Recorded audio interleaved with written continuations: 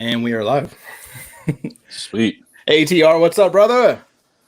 Well, what's going on, man? Not much, dude. We are ready to rock and roll. Dude, congratulations on the 7,000 Instagram followers. Thank you. It's awesome. Appreciate it. It's actually pretty cool that you hit that today, and we are having a podcast. Yeah, right. I've been crushing away with it, trying to get up there, and finally got up there to 7,000. I hit 7,001, and I didn't want to post it because I was like, "Oh, someone's gonna right." You always go me." back down. Yeah, Yeah, I'll go back down. I think people do it just to screw with you. Oh yeah, they definitely do right. for sure. They definitely do for sure, which is cool. That's whatever.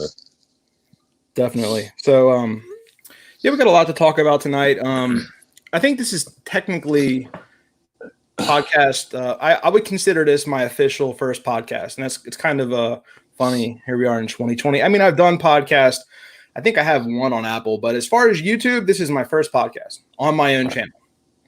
So, I'm glad to be here. Glad to have you on. Yeah, for sure. So, we got a lot of questions lined up. Well, like 6 of them, and those would be hot seat questions. Oh, and we'll wait till the end. Ada helped me make those couple. So okay. So anyway, I want to just introduce yourself to everybody and kind of take it from there. All right, cool. So my name is Tom. I'm the owner of TR Reptiles and TR Rodents. Kind of based out of Montgomery County, Pennsylvania, which is actually right outside of the city of Philadelphia. Probably about an hour outside of the city, which is actually where I work at. Started building my collection in 2016. Had my first season last year, and now going into my second season, and it's looking like it's going to be 10 times better than the first. That's great, and it's actually kind of funny. It's this might get answered quicker, but I'll go ahead and drop one of the hot seat questions on you. So, you know, we're right in the middle of a breeding season right now. For most people, it's really picking up. And if you don't mind, if you could just start telling us about some of your numbers as far as how many snakes do you own? We'll start there. So right now, God, I don't know exactly how many's in here off the top of my head. I'd say probably anywhere between 40 and 50, probably. Is what's in here. I only have about 10 breeder females right now. There's some that I was hoping that would be up to size, but that didn't happen. So hopefully they'll be ready to go this year. But with how everything's going, looks like I'll have 9 out of the 10 girls go. That's great. Yeah. That I bred this year. Yeah. Awesome. I hope you have the best season ever, dude. I always root for you, man. Thank you. You're very likable person. I try. You're just a good dude. You're a family guy, and we're friends on Facebook. And I know you got a wife. You got two daughters? Yeah, 2 daughters. One just turned 5, and the other is 2. She'll be 3 in July. Wow. So right there, I mean, that keeps you busy just having a family right there. Kids are very important to take care of. So yeah, everything, they keep me really busy. I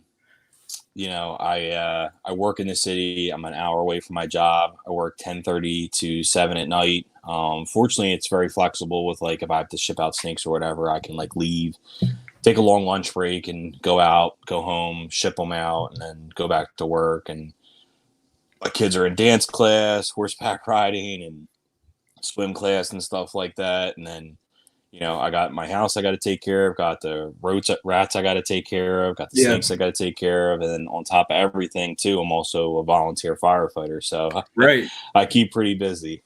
Well, I don't think a lot of people know that about you, that you're a volunteer firefighter. How active are you with that? Pretty active now, more than I was. I started when I was 18 in 2008.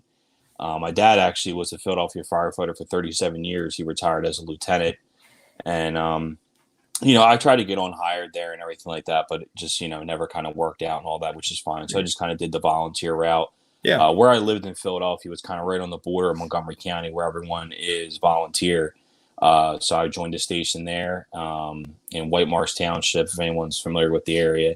But I was there 8 years, and I moved out like west further in Montgomery County, and joined the company out here. And it keeps me busy. It's definitely a lot of training you got to do, a certain level of dedication and stuff. I mean, a call could come in right now. Obviously, I wouldn't go. I wouldn't cut you off. No, that would actually be pretty badass if you got a call and like you like threw on your like equipment right in front of us and dipped. No, it's not even here. What I do is when the call comes in, we have pagers, which it sounds like really old school. It looks like a beeper, basically. Yeah. And it'll come across and it'll display like what the call is and like where it's at, the address and stuff like that, what units are due. And so I got to get up to the firehouse first, then throw on my gear, get on the truck, and go. So. No, that's cool, man. I really respect that for sure. Thank you. Yeah, it's a lot of fun to throw. I bet, man, for sure. I went to church. I'm like, people would be surprised I went to church, but this one girl I was friends with growing up, she was a volunteer, and she always had the gear in the back of her trunk, and it was always super heavy. Like she like let us. Yeah. A lot of people, like some people keep it in their car and all that. Like if you're a chief officer, a lot of them just respond in their car right to the scene, and they'll just keep their gear with them and stuff. So, right. It all depends on your position. Some areas are different. Some like are very rural and they would rather the firefighters just meet the trucks at the scene and stuff like that. So it all depends on the area a lot of the time too. So let's talk about, so this year you're expecting maybe about 9 or 10 clutches. And how many did you have last year? Last year, it was only like 4 or 5, I think. 4 or 5. I don't really remember. Yeah. 4 or 5. Yeah. It seemed like you had 6. I thought you had 6. No. No, I think it was only 5 actually. Yeah, it was only 5. It was like the end is where I really hit like the odds and stuff like that. That's where my last 2 clutches is where I really like crushed it. You proved out some things. You proved out that one. What was it? The spot nose girl? No, it was Orange Dream Leopard, Hepide, 50% Het Clown, which wound up proving out Clown. I just threw the Clown in there just for the hell of it. I was like, let's see if we can prove rap. Not, I got some hets because I didn't have any Leopard or Orange Dream Het Clowns in there. And out of 8 eggs, I got 7 Clowns. Yeah, I remember. It was a 2.8, so it was great. Absolutely great. I held back all the girls.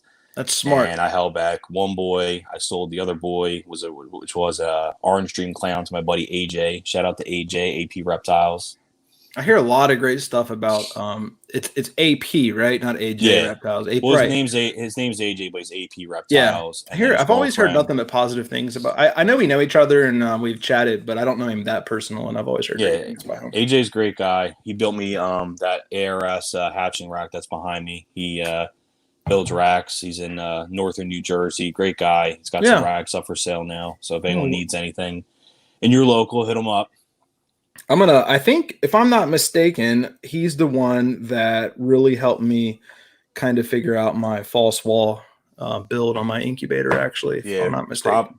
Probably. He's really that's going back a few years. Yeah. So, man, that's like the best thing about this hobby is that there's a lot of communication because that's kind of all we have at the end of the day because, the snakes don't talk. So like the breeders do, It's a very quiet process taking care of snakes, especially when you're like alone in the room with the snakes, but it can but then you have a podcast and it's interesting because there's no snakes involved. There is some behind you there. I see that. That there are. That rack is sharp. Is that the ARS tubs or Freedom Breeder tubs? No, all ARS tubs. I have an ARS adult rack that I have behind me here. That's where all the girls are, and then AJ built me this one right here, which holds all my girl ups and my males and stuff. Yeah, that was the one I was asking you about. How much space is in between the shelf and the tub? Yeah. And what was it, like 1 CD or maybe 1.5? We kind of guessed that. It was like 1.5 basically. Yeah, but it was pretty snug with 1.5, so it was more like 1. It would be. Yeah, I kind of actually should probably make a public comment or a statement because I've been telling people for years to use 3 CDs. That gap's a little too big. Don't trust ball pythons 101 on your rack builds. That's why I'm going to ARS. No, I should probably actually show that because I had to go back and manually actually fix my racks because I had the gap too big. I started getting some snakes that had rub marks, and I've talked about it before. I mean, I know sometimes it's easy, I think, in this hobby to assume that when you say something once, like everybody hears it, and then like people don't repeat themselves. But that's actually why a lot of big accounts, like I think, Gary V, actually repeat themselves quite often. If you're a regular follower, you're like, well, he's saying the same stuff, but he knows that he gets like a new probably 100,000 followers every single day. Yeah. So like, and of course most people don't go back in content, especially like Instagram. I feel like Instagram posts are incredibly short-lived. In fact, like if you make a post and then you post again a couple hours later, the one before that's practically done. Not always, it depends, but it's very, very present app, Yeah, I usually only post like once a day is what I'll do. I used to post like twice a day, like morning and then like late afternoon, but I usually just post once a day, and then you're going to go and you're going to get more likes overnight. Usually will wake up to, some likes and some follows or whatever. That's the out of country people giving the love. How many? What's your or do you have a business page on Instagram, or is it like a personal? Yeah, I do. No, what's your breakdown for like how many USA followers do you have? God, I haven't looked at it in a really long time, so honestly, I have no clue what it would even be. I couldn't even guess at it what it would be. You should check sometime. In so long. Yeah, I used to look at the Insight all the time, but I haven't in a really long time. I don't really either, man. I mean, you can sit and I think, what is that saying? What is measured, what is accounted for will be measured, or something like that. So basically, what you pay attention to, like actually, usually there's progress. And I'll get into it where I'm paying attention to the reach, and then I'm like, and it always compares you to the week before, and I'm like, numbers must not go down, and like I'll hammer it hard, and I'll ride a massive wave for like a month, and then I'll just like be done with it, and I'll like won't post much for a week, and then I just restart. That's kind of the cycle I'm on. Yeah, Instagram's weird. I remember that one time I told you I did that one story. I don't even remember what it was, and I think it said when you look at your story, it'll show you how many people have viewed it, and I think it was like 3,000 people, and I never get that many. It was just like so. How many views bizarre. Do you get on your stories on average? Usually anywhere between like 250 and 350 is usually. Obviously it goes down as your stories go on. Right, like click out and stuff like 30 stories. Yeah. Right. Yeah. Mine fluctuates. I'm pretty consistent around 1,500. I think your numbers are fantastic, considering I have I probably should be getting more story views actually. So I think pound for pound, that's very solid, man.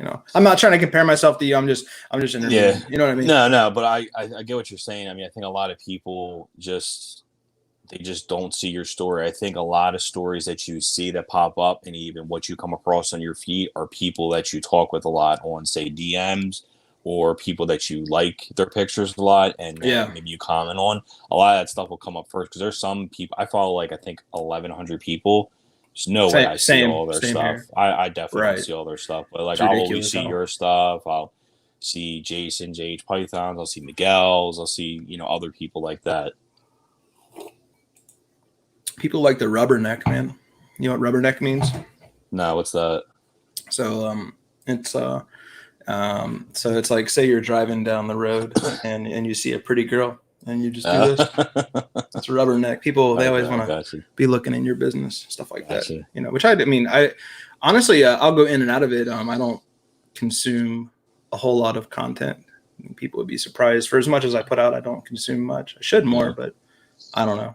I need to get into some YouTube videos. What's your favorite reptile YouTube channel?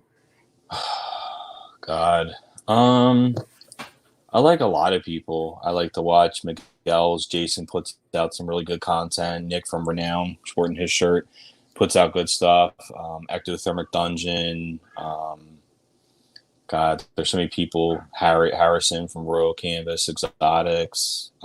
Justin, obviously, Justin Mutation Creation puts out stuff. Will, Royal Canadian Reptiles. 514 is on there now. He's putting out some some good content. There's a lot of people out there that are on YouTube and really grind at it and pound it every single day.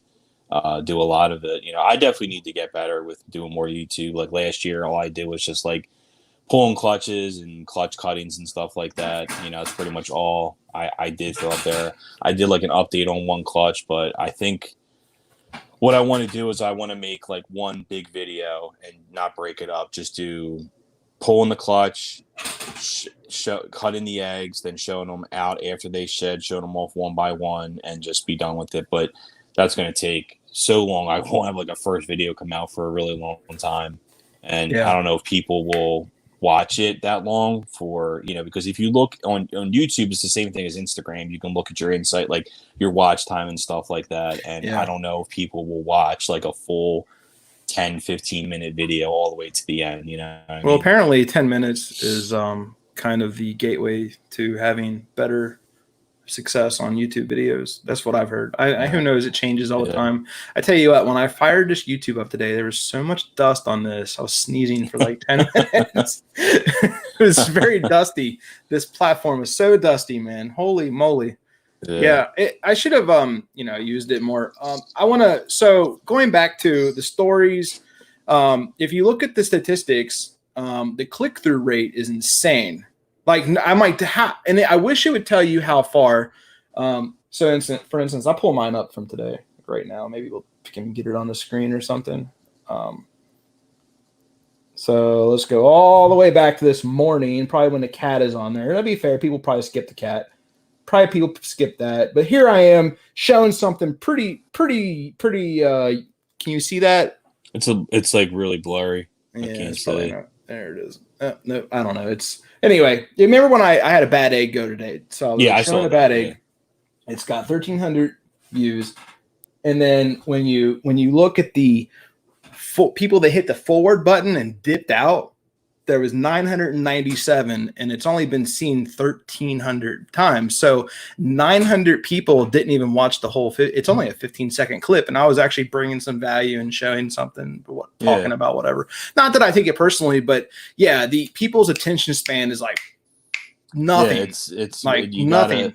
So that's why you can never like even care too much about anything, because it just is what it is. That's why every day is a new day. I kind of look at social media like each day you wake up and it's like a canvas, and to see how much paint we can put on it. And sometimes I put too much paint, and that's why I have to delete some stuff because I get out of hand and retard it. But sorry. I mean, I put my YouTube videos that I do actually now on IGTV as well, because obviously I have a lot more reach on Instagram than I do YouTube. So I put it on there as well too. I just think that kind of helps out as well.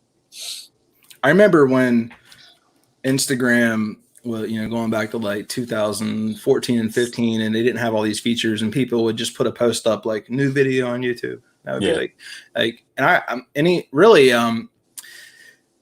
think people should probably utilize Instagram to direct other places more. I get what you're saying. I think, I just blitz my content all over the place. It's kind of silly, really. Like I'll put the same story. Sometimes I don't use YouTube stories much. Have you tried YouTube stories? No, I've never done YouTube stories at all. I didn't even know if I even was able to, you had to have so many followers like Instagram with the swipe up feature. Is that still 10,000? Is that still? It is. Yeah, it's still 10,000. Man, they should make it 7. They should make it 7,000. They should make it 7 right now. 7,000, so I can get the swipe up feature. Well, TR, I don't mean to disappoint you, but no one uses that feature either. Really? I would use that for my Morph Market, any new YouTube videos. No, I'm saying no one actually swipes up. Oh, they don't? Oh, man. They do a little bit, but I was when I got the feature, I was incredibly disappointed how little it is used. You have to do some really, what is it called? Shock marketing, like clickbait. Yeah, that's the word I'm looking for. Clickbait. You got to be very clickbaity to get people to actually swipe up. And I bet even then, when they swipe up, technically they're still in Instagram. You know what I mean? You can hit the back button and go to Instagram.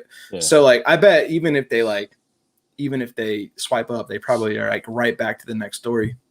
It's effective for Morph Market, especially if you line up a couple, jabs and you right hook it. If you show something like really cool and you're like, hey, if you want to see how much this cost, swipe up. Something like that is kind of effective. But I'm real weird about selling anything on these platforms because I don't want to lose it. Because Facebook was cleaning up. Yeah, they were the groups. Like holy moly, dude. I remember Morph Market, they even kind of was getting some heat from Facebook on their Facebook page, and their Instagram is owned by Facebook. So I'm real weird about that. And some people hammer the sales. The new one is non-holdback. That's what you got to say is don't say for sale, say non-holdback. Because maybe or rehome. Yeah, I think rehome might be a little sketchy because obviously Facebook doesn't like people selling dogs and cats, and I think they would use the word rehome, so they might have that built into their algorithm to search for. But I bet the next thing Facebook does is they learn that non-holdback means for sale, and then they start or available, something like that. Who knows? Right. Facebook's weird. I don't like Facebook. I don't really go on there too much with like the groups and stuff like that. I don't really do Facebook that often. Yeah, Facebook. I'll go on and check stuff out, but it's a little tough on there. Facebook, man, it's the wild, wild west. Yeah, it is. The internet's the wild, wild west. Someone swiped up to get here. That's awesome. There you go. See, it was used. Right. What you sipping on tonight? Some water? Just water. Yeah, I ran out of soda, and I don't have any beer. You don't drink beer, right? I do occasionally. I'm not a very big drinker. Like I will occasionally like have a beer, like especially with this quarantine. I think there was like a week straight where I had like a beer every night at like 5 o'clock. I was going to the refrigerator getting a beer, and I just had it until the 6-pack was done. But that was about it. I'm not a big drinker. If I go out and I drink, I'm going to be pretty done pretty fast. There's nothing wrong with that, TR. That's a good trait when you're not you stay away from got to stay away from the booze. Yeah, I'll just be the DJ. I'm fine, doing that. Did you say you'll be the DJ? No, the DD. Okay, little TR doing some DJ work. I'm down for that. I can drink to that. I can't mix it up like MJ, but I'll try and mix it up the best I can.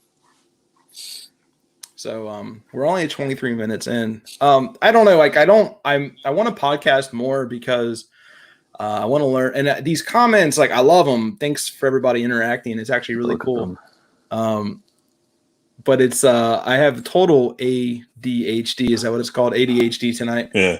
But we're only 23 minutes in. Like I said, we're not rushed. So let's segue into your rodent business, because I know you were very, very public about going, you kind of like launched the business. What month was that, by the way?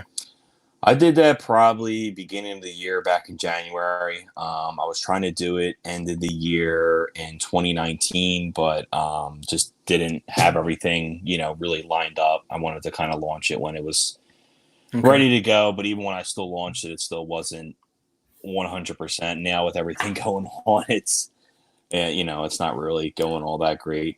Well, TR, I launched this podcast in 2017, and we're finally doing the first one, so don't feel too bad. There you go.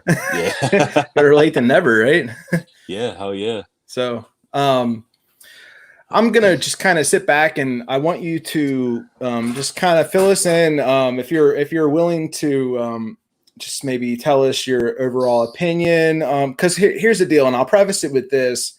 I would like to potentially get into some rodent shipping myself, and I totally don't want to step on anyone's toes, or like compete or this. I think the rodent, and you can speak to this because I don't even know, but the rodent demand seems like it would just be pretty great. But I know there's hurdles when it comes to shipping. That's probably your biggest hurdle, and this and that. I think we talked a little bit about dry ice. Yeah. And I'm going to just kind of let you take over and speak to it. But if you could just fill us in on what's going on with the rodent shipping business. Is it difficult? Is it doable? Is there money in it?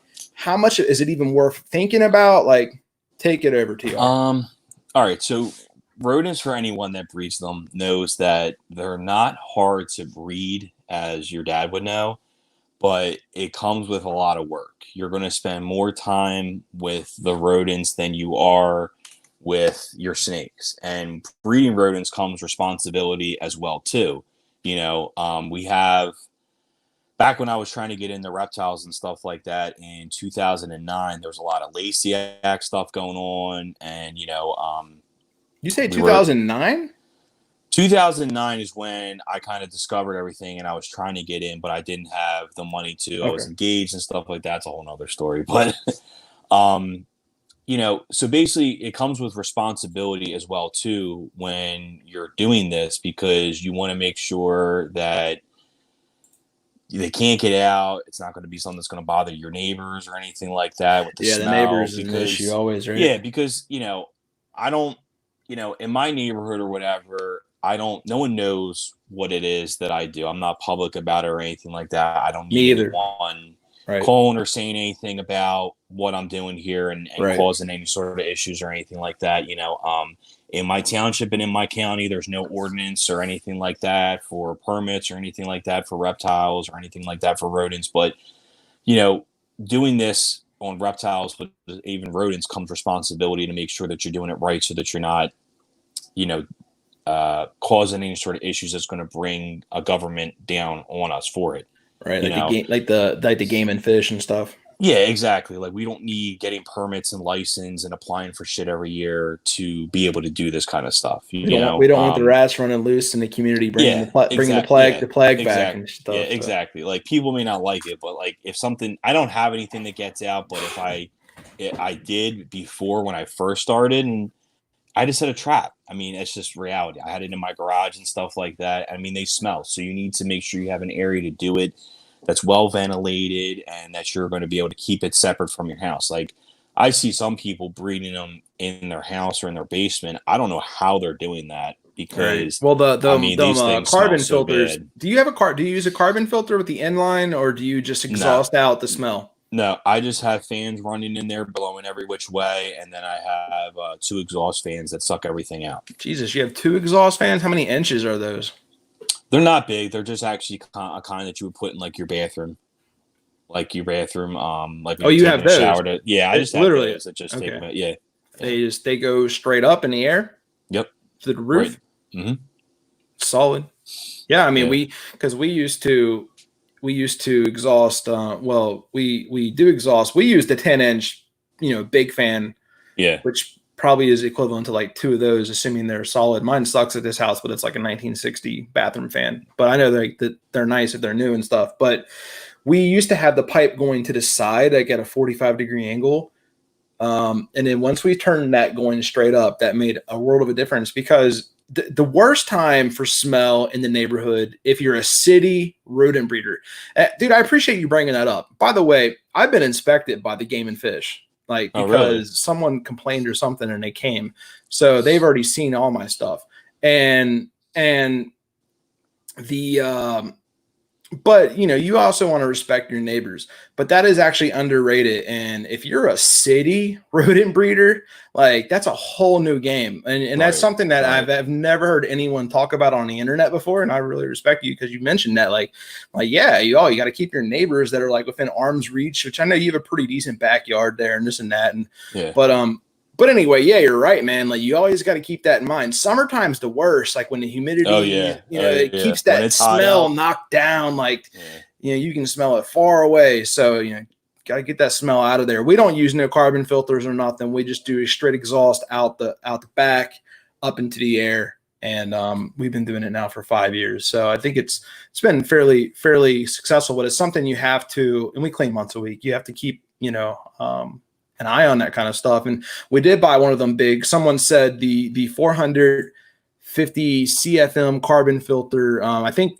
that's what we bought. It's like a cannon, dude. It's like this round, something like that. Like 2 of my legs, maybe. I don't know, but and we never set it up because it just kind of tight in there. But I had a carbon filter before when I had it in my garage. It was just like one rack. I was just breeding basically for myself, and it did a pretty good job, but the outside, like kind of like the cloth that goes around it. Yeah, it gets clogged easy. Clogged very, very easily. Like I was bet. probably taking it off once a week, and I only had one rack that was an 8 high rack. So No I can't shit. imagine if Jesus. I had more. Like if I have what I have now, I can't even imagine what it Like would a whole be. a What it whole would be like. operation, right? Oh, I'd be Our cleaning it walls are off every day. covered in dust. You can't even. We have insulation with the the backing that has the brand on it. You can't even see the words anymore at all. So I'm going to be expanding my rodent operation soon this summer. I know I've been telling some people that for a year or two now, but I had some setbacks, and we're green lighted now on everything, and I'm looking forward to it. I don't know if I'll go carbon because I do have some acres here. I got some houses nearby, but I think I don't think I it's too really big of an wouldn't. issue. I would just use a bunch of fans in there, just circulate in the air, and just use some sort of exhaust Right. to get it out. I mean, you see kind of Blow like blow what it down in the Justin. woods. Yeah, exactly. I mean, mine's in the roof, so it's just going to go right out the top and all that. Like I'm in the suburbs, so my neighbor's not close, but I think close enough that if the wind was blowing that day, I mean, it's possible he could, you know, see it or whatever, or smell it or whatever. But I don't think they would ever have any sort of idea of it and all that. But yeah, but basically, you got to be responsible when it comes to that. For me, I'm doing strictly frozen thawed, because I'm just going to be honest. I mean, some people might have the time to meet people once a week to give them their live orders. I just don't have the time to do Oh no, that. meeting You people know? is the worst, man. Not like imagine it just came out. No, I love meeting people, but I mean, yeah, for meeting people, like, dude, I've had people hit me up. This is going back a couple years ago, texting me at 9:30 p.m. Hey, man, you think I can swing by and get a mouse and a pup? I'm like, no, dude, you cannot come to my house. Yeah. This is when I used to let people around. Yeah. I didn't know it was going to get this big. I don't let no one know where I live now, dude. Keep guns around, dogs around, everything. Yeah, I don't let anyone near any of my stuff. Maybe like some really close friends that I've known for a while and trust and all that. But I'm not having someone that wants some rats to like stop by and I know there's some people that let people around their collection and stuff like that to help show them stuff. But I mean, and there's people that definitely want to like hit you up and come look at stuff. But I'm just not comfortable with that. Yeah, thanks for the shirt, Nick. Love that shirt. Where's mine? But Unreal. Oh man, slacking. But yeah, I just don't have time for that. Like I think breeding your own rodents is definitely a really good idea, and I'm saying that where it would take possibly business away from myself. But that's the thing. You're saying it's good to breed rodents for your own snakes. I mean, but are you talking about to sell them? Are you or what? Well, no. I mean, even just for yourself. I mean, if what I did is I wanted to breed for my own because it was really just for my own purposes to feed my collection. But I wanted to go bigger so that the rodent business can basically pay for itself. And if you have the space, why not? And then my market is much wider by being able to ship frozen thawed than just doing local sales. Some people are going to have people they can have a lot of big breeders around them that might need a lot of rats. They can just do it like that, or like sell to pet stores or something like that. But I just don't have the time to meet people. In the beginning of this, I went over everything that I do and I remember you were very strict about it. You were like, no meeting people at all. I'm no shipments to California. And I remember some people got upset over that. I was like, geez. Yeah. The reason for I'm not trying to be an asshole or anything like that, but the reason for not I think it was the way you presented it. I had to map it. Like TR drops this map of the United States, and then he like puts this like thick, bold ass line like no California, and I don't know if there's other states. And I felt like it almost came across like you were like, screw you, Cali, I ain't shipping you. Then you like came back and you like clarified it. Yeah, so the reasoning behind that is with shipping dry ice, it's a chemical, if anyone doesn't know. So it can't go on the airplane. I have heard people, I talked with a pretty popular rodent breeder over in the UK, that he said there's some sort of way you can get dry ice to go on the plane. I haven't heard that. So your shipment has to go ground. So I'm all the way over on the East Coast. Is that like 2-day ground or 3-day? What does it depend on the weather? A lot of it depends on FedEx. Like you don't know until you go there. Like I don't print out the label from like Reptiles to you or ship your reptiles Why don't you get your own from the FedEx account, website. bro? I thought about that. That's probably something that I should do, but Probably something I should do too. It's ridiculous, yeah. dude. I've been dropping a lot of money on shipping lately, so I think you have to be like a volume shipper. I'm sure I'm eligible. I got to do it, but yeah. I always bitch to so who do I go through? Ship Your Reptiles, Mm-hmm. and they hook me up with a better rate. So shout Yeah, out Ship Your Reptiles. I like Reptiles too. They've given me a really good rate, and I like Debbie owns them, right? Debbie Price. Yeah. Yeah. Mm-hmm. And yep. actually, I've never I'm friends with Debbie Price, and you know what I really like about her? Because it feels like way more mom and pop ish. It is. And I'm sure it is. Like, and look, there's great people at Ship Your Reptiles, and I'm not here to like pimp any of them out, but and Ship Your Reptiles is always taking care of me. I love it because often I'll ship, and that's like shipping day is almost the busiest day. It's very stressful. You can't have no errors, no mistakes. It's just on top of that, maybe you got to clean your collection, do this and that, and then it's like the hub closes a certain time or this and that. But it's nice. Like sometimes I'll wake up the next morning and for some reason I just forget that I shipped the day before. And if there's ever an issue, like a delay, they'll actually call me and stuff, which is cool. I'm sure Debbie does that. But what I was saying, to finish my thought, she posts daily updates on Facebook for the weather and the volume. And normally, it's cool. I follow her. I like them updates, and I've booked through Reptiles for you. It's no secret.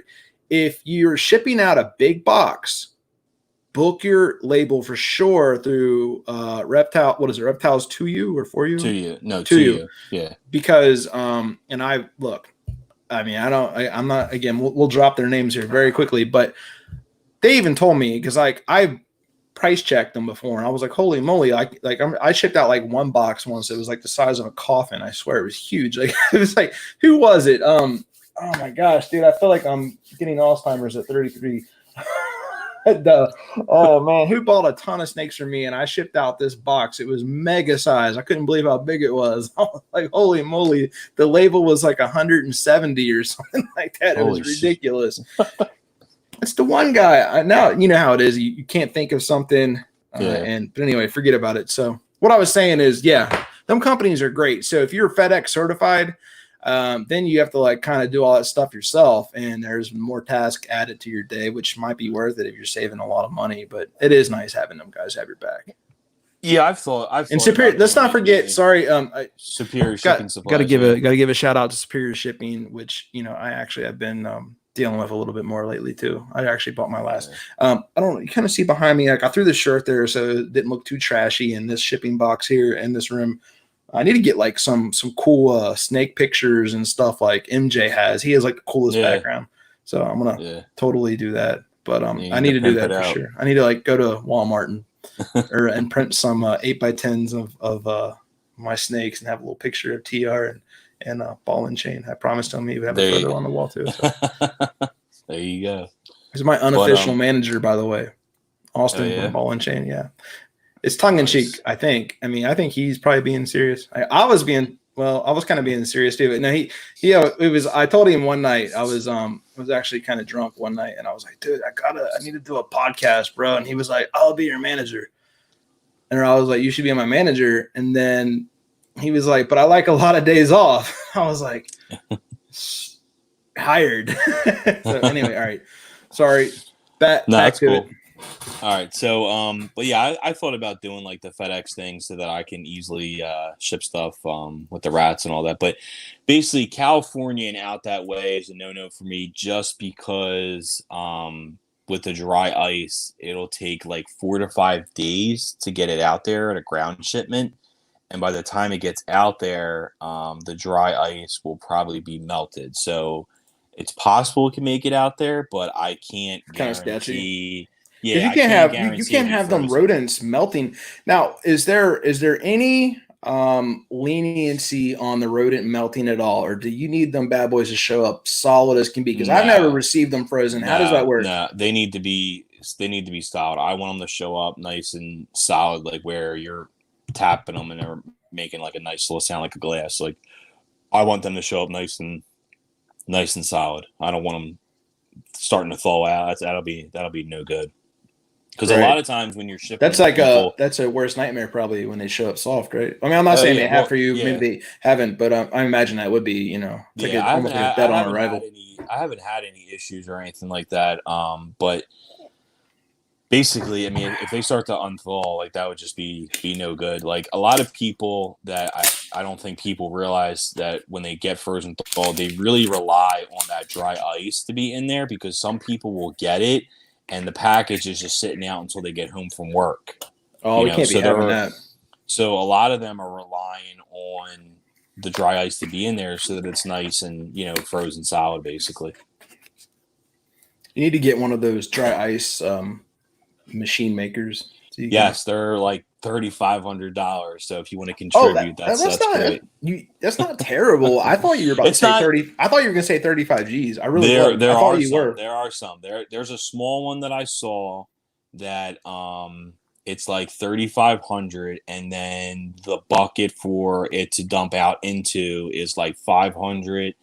And then it probably needs a big can of CO2. I haven't even looked to see where I can get that from. Obviously, but yeah, because it makes it so. So it's like the upfront price. Then you got to like pay to like keep making it, obviously, which would pay for itself. But you need to be like a volume shipper. Plus, you got to have the capital up front to do it. Yeah, it would definitely pay for itself. I mean, for me, like right now, I can't ship anything because the ice store that I go to is closed, unfortunately, with the coronavirus going on. So if I had anything that I was going to, I would flash freeze it basically, which is putting it in. What the hell does that mean, dude? I see people say that flash frozen food, and I'm always like thinking like, I always take things very literally. So I envision a flash, like a light flash.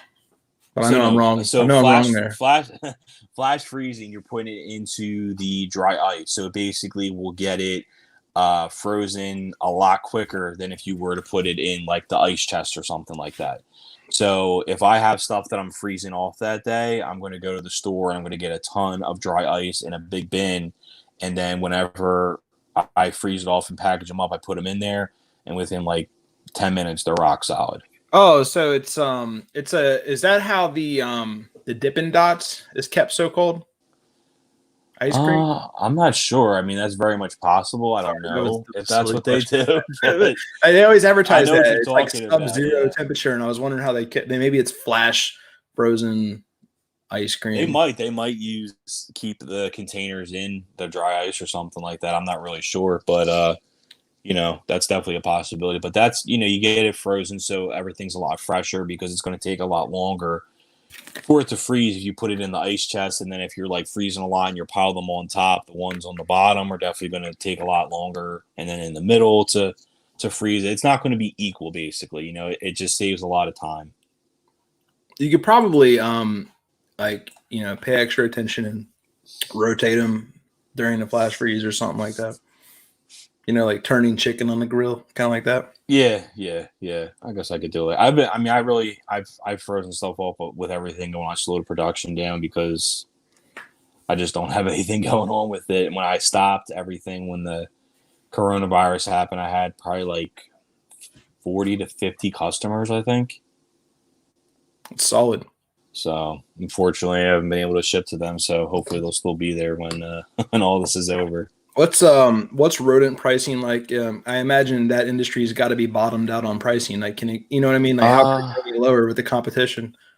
Is there room to undercut people in the rodent hobby? Not saying like you should, but you know, is there room for that? I don't think so. I'm probably the lowest prices, and I really think the prices are pushing it. The reason why my prices are so low is because it's just me doing it. I don't have the overhead that all the other big. Yeah, I don't have all the other. I don't have the overhead that all the other big companies have and stuff like that, you know. So I don't need to put my prices up there, you know. Maybe it's not like you cutting down prices is going to take out of a bigger company's pockets, because you're like 30, 40, 50 whatever customers. They have like 5,000 customers, so it's like it's just whatever, you know what I mean? Like, it's not like they're like, screw TR Reptiles, he undercut us by a quarter on smalls, and they're like, but it's like, dude, I ship out like, you know, like 20 boxes every 3 weeks, like whatever. Yeah, you know I mean? I'm nowhere near what they're doing, the volume or anything like that. But yeah, I think there's just so much of a need for them, the rodents, that I think really anyone can get in and really, do something with it, to be honest with you. There's so many. When I was researching it to check out people's pricing and stuff like that, just by Googling it, I mean, there's places I haven't even heard of. Now, whether they're still in business or not, I have no clue. But I mean, I found like 5 places in Florida that are, rodent breeders that will sell frozen thawed that I never even heard of at all, You know what I'm curious? I'm curious who owns the word rodent on Google. Let's see who it goes to.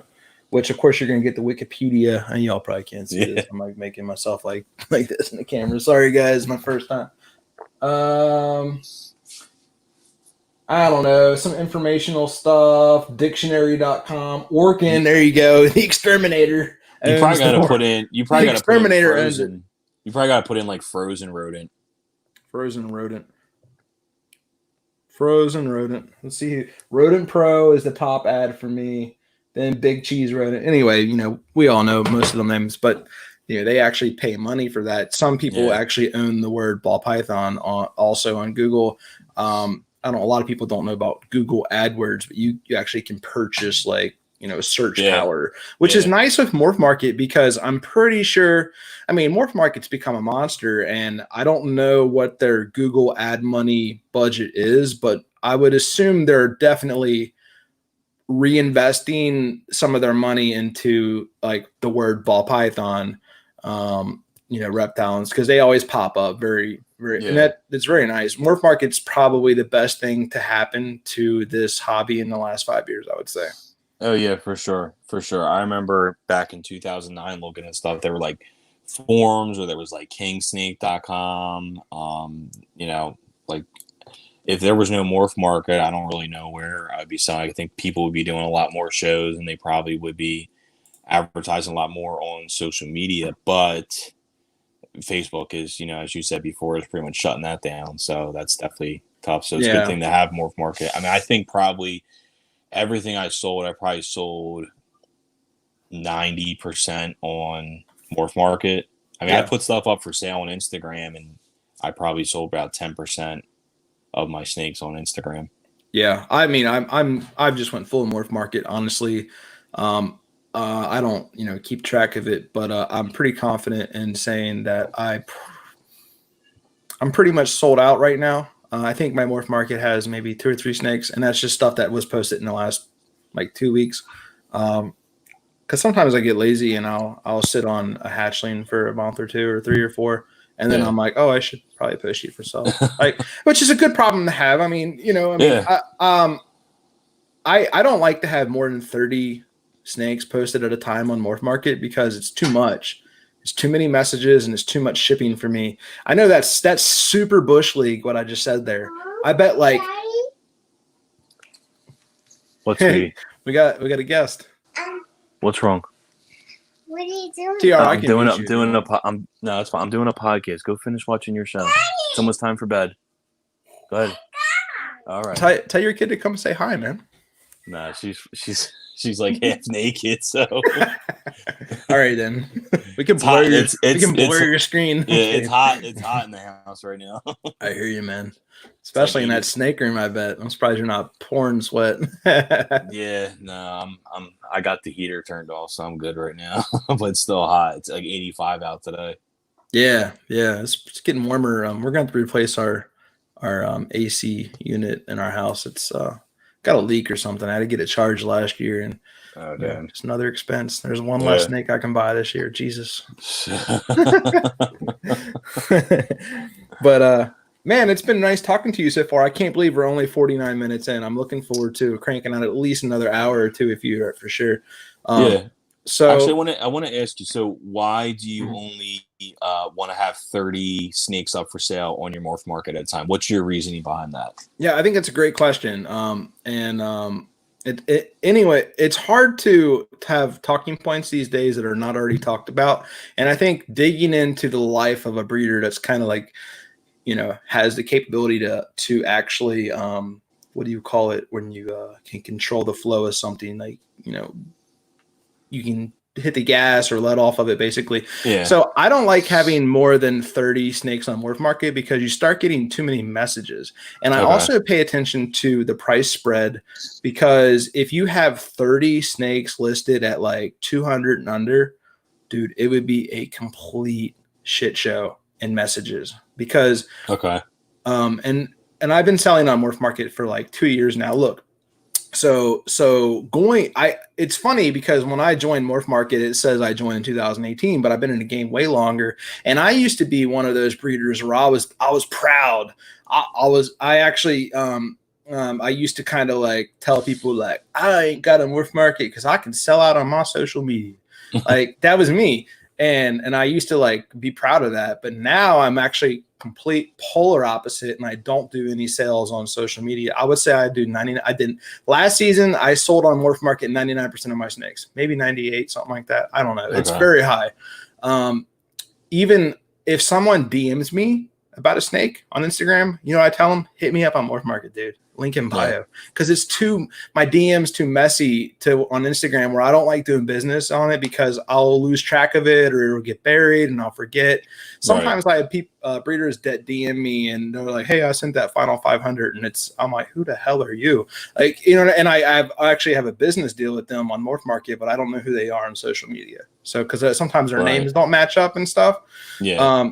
So for me, and fortunately my production's allowed for it. And maybe next year my number would be 40, you know what I mean? Then the year after, maybe I'll be comfortable with 50. Just like when we first started breeding rats, it would be like a 2-hour cleaning day. Now we're up to like 6-8 hours, and it almost feels like less work now because the muscle memory has been built up to handle that workload, because you only have so many faculties per day in your brain where you can do so much. Like if you present someone with a new task, they're going to probably freak out within like 30 minutes if they can't figure it out, or like it's something new. If you give someone 2 or 3 tasks that are brand new, they'll go usually like batshit crazy. So like you have to like someone just said, like Ryan said, slow and steady. He just said, and actually your brain goes to work, and then you'll have anxiety.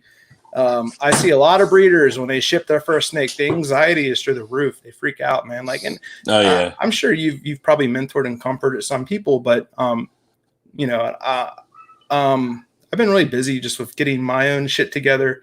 I'm not the most organized person, so maybe that's why my number is so low. But I'm only comfortable with 30 because I get too many messages.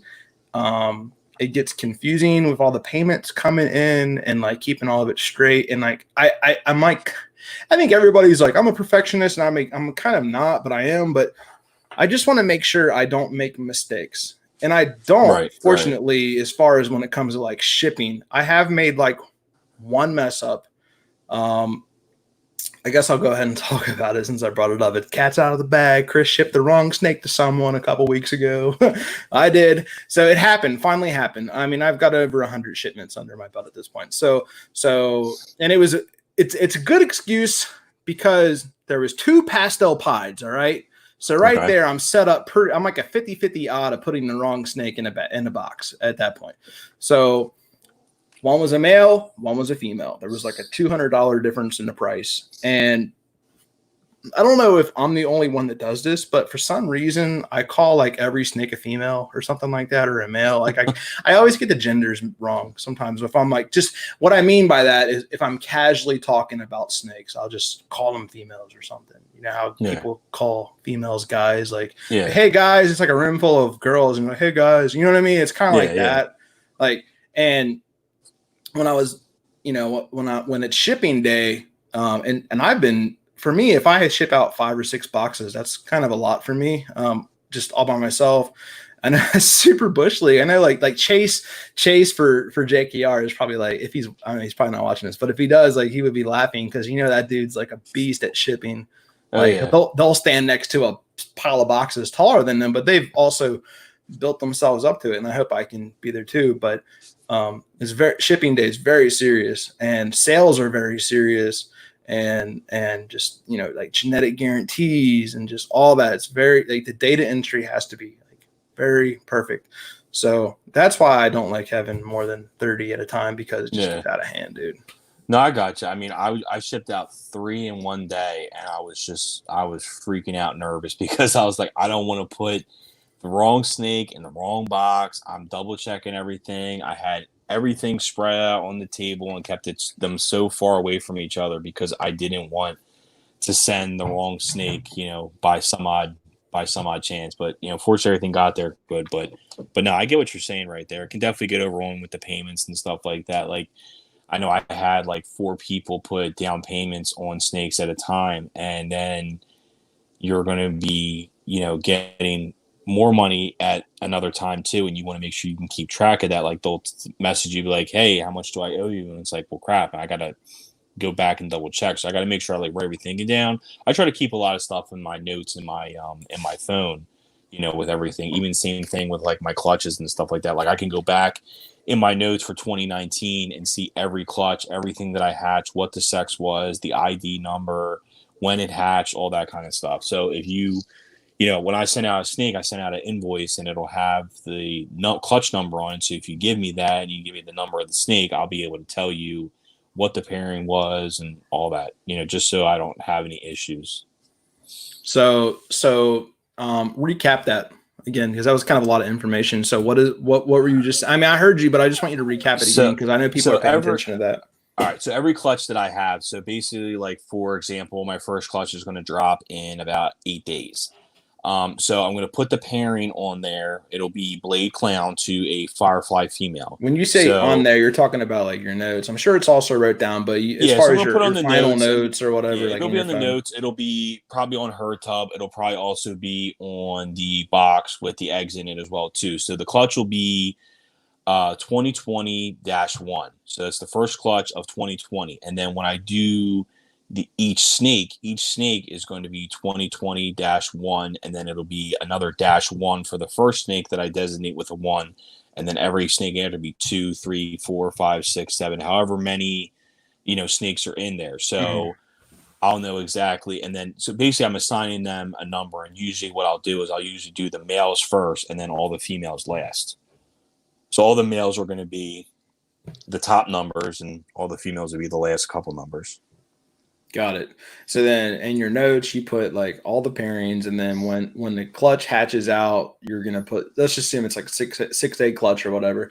So to be like, male times female, whatever your ID system is. And then you're going to put like each individual snake. And then next to that snake, when it's sold, do you go back and put like that person's name who bought it? I haven't done that. That's probably something that I should do. I actually have saved every email I get from Morph Market, so I could always easily go back from their Morph Market name. That's one thing. Sorry, look and see that Morph Market, and I need to circle back with them. They need to update their messaging platform. It's like, dude, like sometimes I'll get 2 and 3 pages of messages in one day, and it's hard to like go back on old messages unless I'm missing the search feature. If you're messaging a lot of people, it's hard to go back in there and actually find it. Like, I found it. I don't even know how to send pictures on there. People will ask me to send. You got to do it through your email. Picture. You have to do it. Is your email not synced up to your messages on Morph Market? It is. So like I have it synced up to my email. So my email is TR Reptiles at Yahoo. I have the Yahoo app on my phone. Everybody go spam him. Yeah, no, don't do that. So if I get a message from Morph Market, it's literally just for that email. So I'll get a notification on my phone, because on an iPhone with my regular email, I don't get any sort of notifications that I got an email. Plus, I have my work email on there and my personal email on there. So it's a little difficult to keep up with that. So if that goes off, I know I'm getting a message basically from Morph Market, or PayPal is hooked up to there as well too. So I'm getting like a payment or something like that. But I do that so that I can get it. But I have no clue how to send a picture. So I basically give them my number and I just say, just text me, and it is easier to take it to text. I'll just text it to you basically. Right. And this way I have their number. So it's a lot easier for me when I get a notification, because I also have the FedEx app. I'll get a notification that it was delivered. As soon as I see that snake's delivered, I'm texting you saying that I see that you just got the snake. Let me know you got it. Because I actually had someone that I text them, did you get the snake? Never replied to me. It was at probably at 9:30 in the morning. Text them again later in the afternoon. Hey, how's the snake doing? It said FedEx said that it got there. Did you get it? Nothing. Didn't hear anything back until 2:30 the next day. That drove me absolutely like nuts. over 24 hours went by. Yeah, it drove me totally nuts that I could not find out if they got the snake and if the snake was okay or not. Everything was obviously fine, but yeah, that was definitely stressful. Dude, so I don't personally follow up with everybody the next morning just because I think it's great to do that. I probably should. Mm-hmm. Normally I'll be like, hey, once we close the deal and we obviously confirm when I'm shipping, because it's funny, some people actually think that snakes are blindly put in the mail. Like, say you order off Amazon, you can tell Amazon kind of how to ship it, but typically it's just put it in the mail when they process it. Amazon's reliable, but say it's like a third party website.com website and you order a box of whatever, and then you're like, it'll come when it comes. Like, you would be surprised how many people think the snake just comes when it comes. Like, I'm like, no, like we can pick a day. No. Like we can plan. We have to plan this. Like, this needs planned. Yeah, like, it don't just show up on the Prime truck. Yeah, I plan it out with the customer. Like, I want to know, are you going to be there? Am I shipping it to the hub? Where do you want it to go? If it's cold out, I like to ship it to the hub versus shipping it to the person's house, like right to them. But that's one thing I'm really crazy about. Like, I need to make sure that there's someone there that's going to be, receiving the snake. Like, I know one time I shipped a snake to someone. He said his sister was going to get it, and I was like, all right, well, she knows what she's doing. She can take the snake out and check it and stuff like that, and everything went well. But I like to make sure that someone's going to be there to get it. Yeah, I should probably be a little bit more thorough on making sure people are there, because sometimes it's easy to take for granted that these people know like the standard protocol. It actually blows my mind how many people receive snakes from me of high dollar that never follow up again once they get it. Like, I like to follow up, and I do. Sometimes I'll be like, I'll be checking the tracking or whatever. I'll get the notification that it's delivered, and I'll just be like, how do you like her? Or how do you like him? Because I'm also setting myself up for a good review.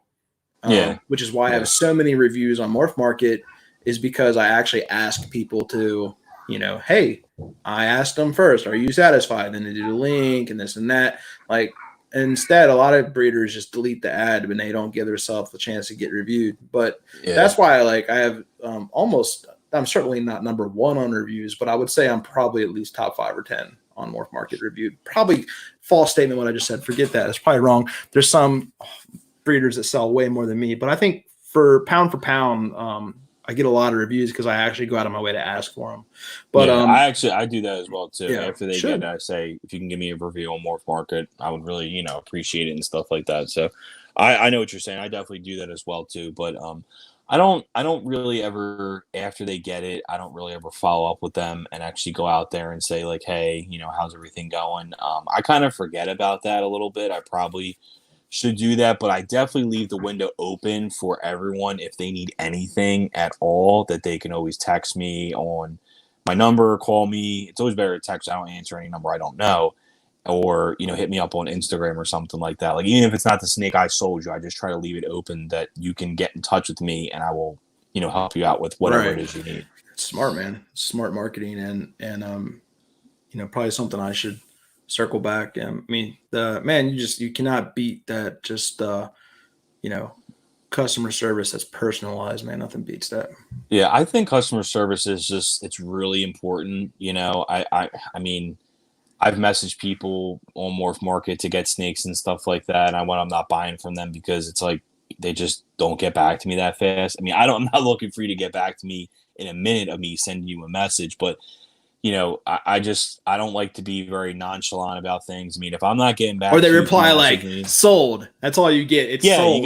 Sold. It's sold. Not already, like, hey, thanks for writing. I really appreciate it, but unfortunately, it's sold. Please feel free to reach me in the future. Like, it takes like 20 more seconds or 5 seconds or whatever to just be like, Thank you for reaching out. I appreciate that. But unfortunately, this one's sold. Look, I mean, then you kind of like maybe walk a fine line of being too salesy, but you could even like at that point even be like, hey, but I got this clutch coming up. You know what I mean? You could like put them on a wait list, or you could like just whatever, you know, and that's per person basis. I normally don't go that far, but I always make sure, because often, you know, the conversion for an actual sale where money hits your account is certainly not 100% for anybody on an inquiry. And I think you should always thank them for at least reaching out to you, because that's quite humbling. Yeah. Anytime anyone ever messages me on Morph Market, I always start out the message, hello, thank you for inquiring. And then I go about like whatever their question is, like what's the amount to ship to this zip code or whatever, or, you know, I mean, I've even extended more conversation with people because it's like they're just like, okay, I'll buy it. I'm like, all right, well, you don't have any more questions? You don't want to know the pairing or you know, anything like that? Like, do you have any more questions or anything like that? You know, I just want to make sure that they. It's too easy almost sometimes. Yeah, you're almost like, is this fraud? Like, I just want to make sure that they're like, can I send you a cashier's check and you send me some of that money back? Yeah, I just want to make sure that like I'm answering everything that they, you know, want to know. Like I don't want to just like leave things, you know, open for questions later. Just get it out in the open and stuff, you know. It's mind blowing how much easier in general the high dollar sales are than the low dollar. I think it blew my mind. It's pretty hard to blow my mind, but considering how much more work I have to do to sell a $100 snake than a $800 snake, or, you know, $1,000 snake or whatever. And I understand it's probably because, you know, the people that are buying a $100 snake, it's like their first snake. They want to see extra pictures. They want to ask a bunch of questions. And look, I will definitely answer every single one. And quite often they end up walking away anyway. And it's like, okay, I don't get mad about that, because here's the thing. Like, I wake up every day expecting just tons of messages, and I answer them. Not all of them. Instagram at this point is just, unfortunately, it's you know, RIP, I guess, to the DM. I really need to sit down for like 8 hours and hammer away. I'm incredibly behind on DM, and I'm sorry, but it's just Morph Market got really busy recently, and we did well, and that stuff comes first. It just does. Well,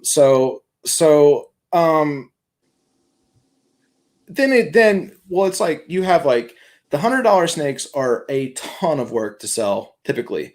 $100 to $200 is just a pain, and that's why a lot of people wholesale, because it's just not worth it to them. They would rather take 40% of 100 or 200 and just get it out of here.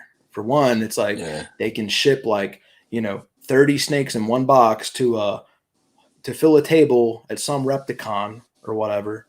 And then you take the 40% payout, but you also don't have to answer literally like 1,000 messages, which is an opportunity cost on time.